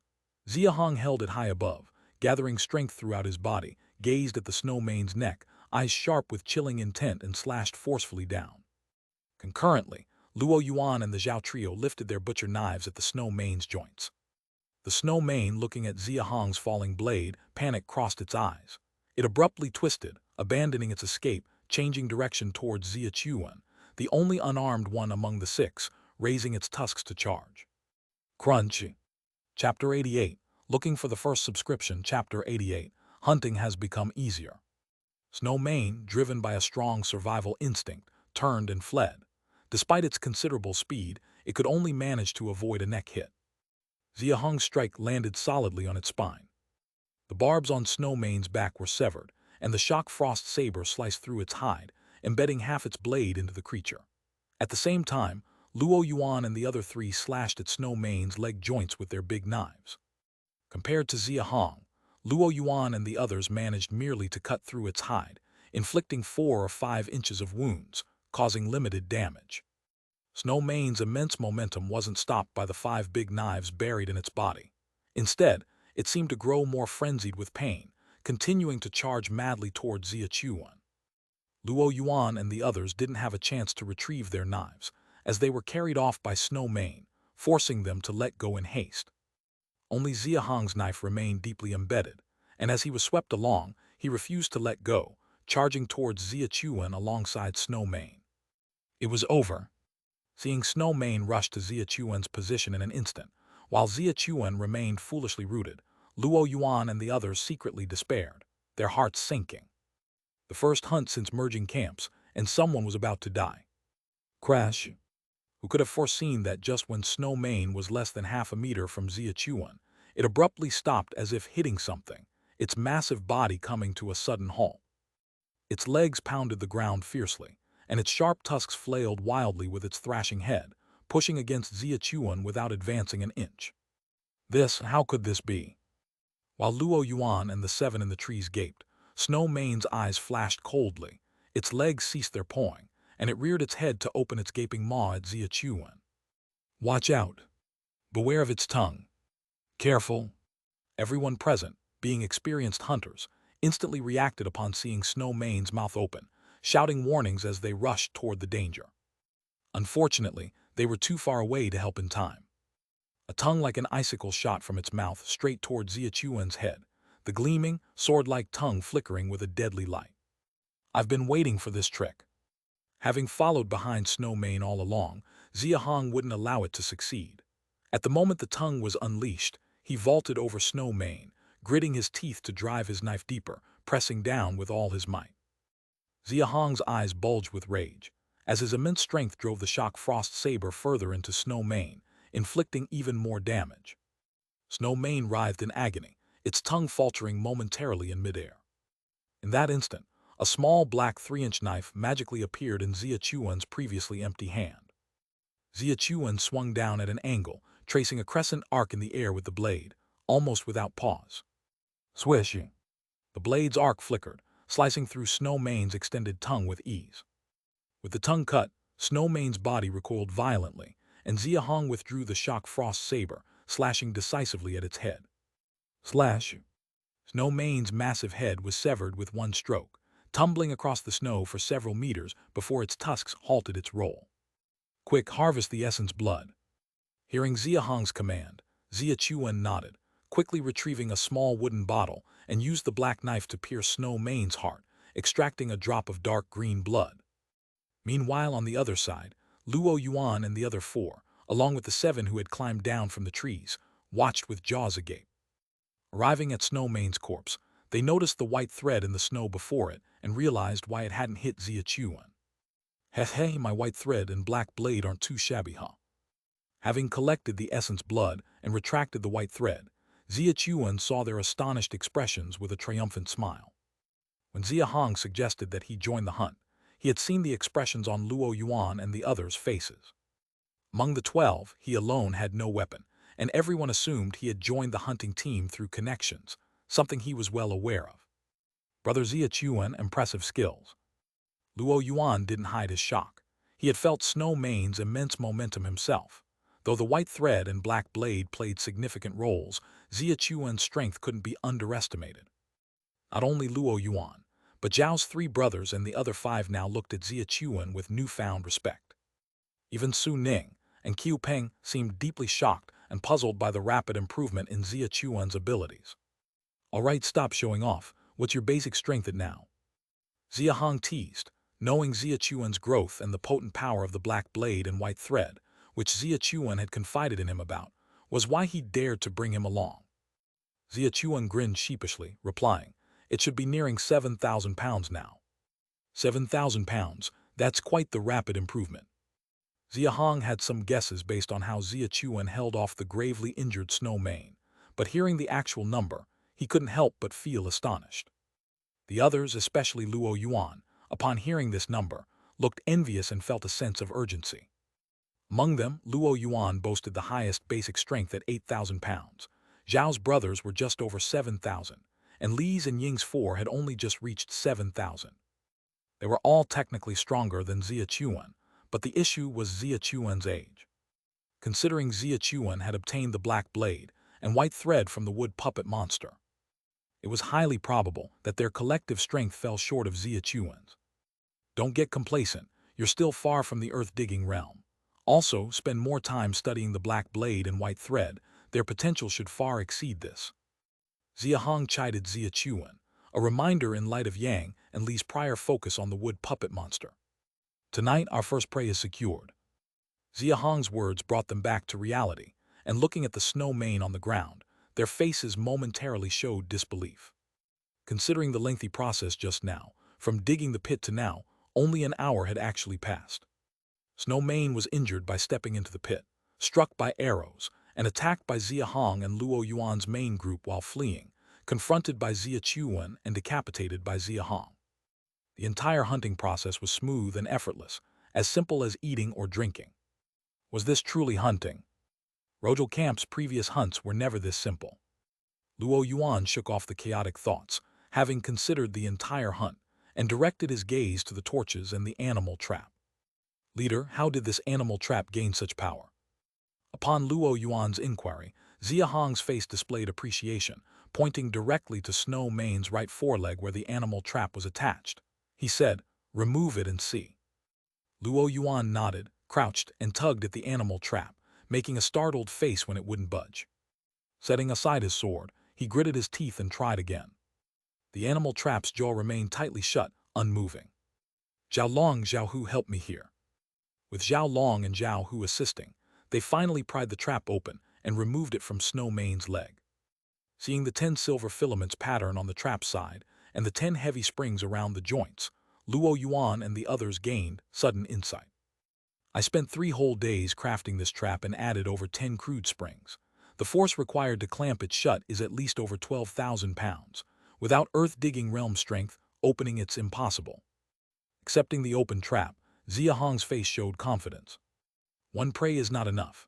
Bury this Snow Mane's body in the snow for now, mark it, and follow me east to find that frost wolf."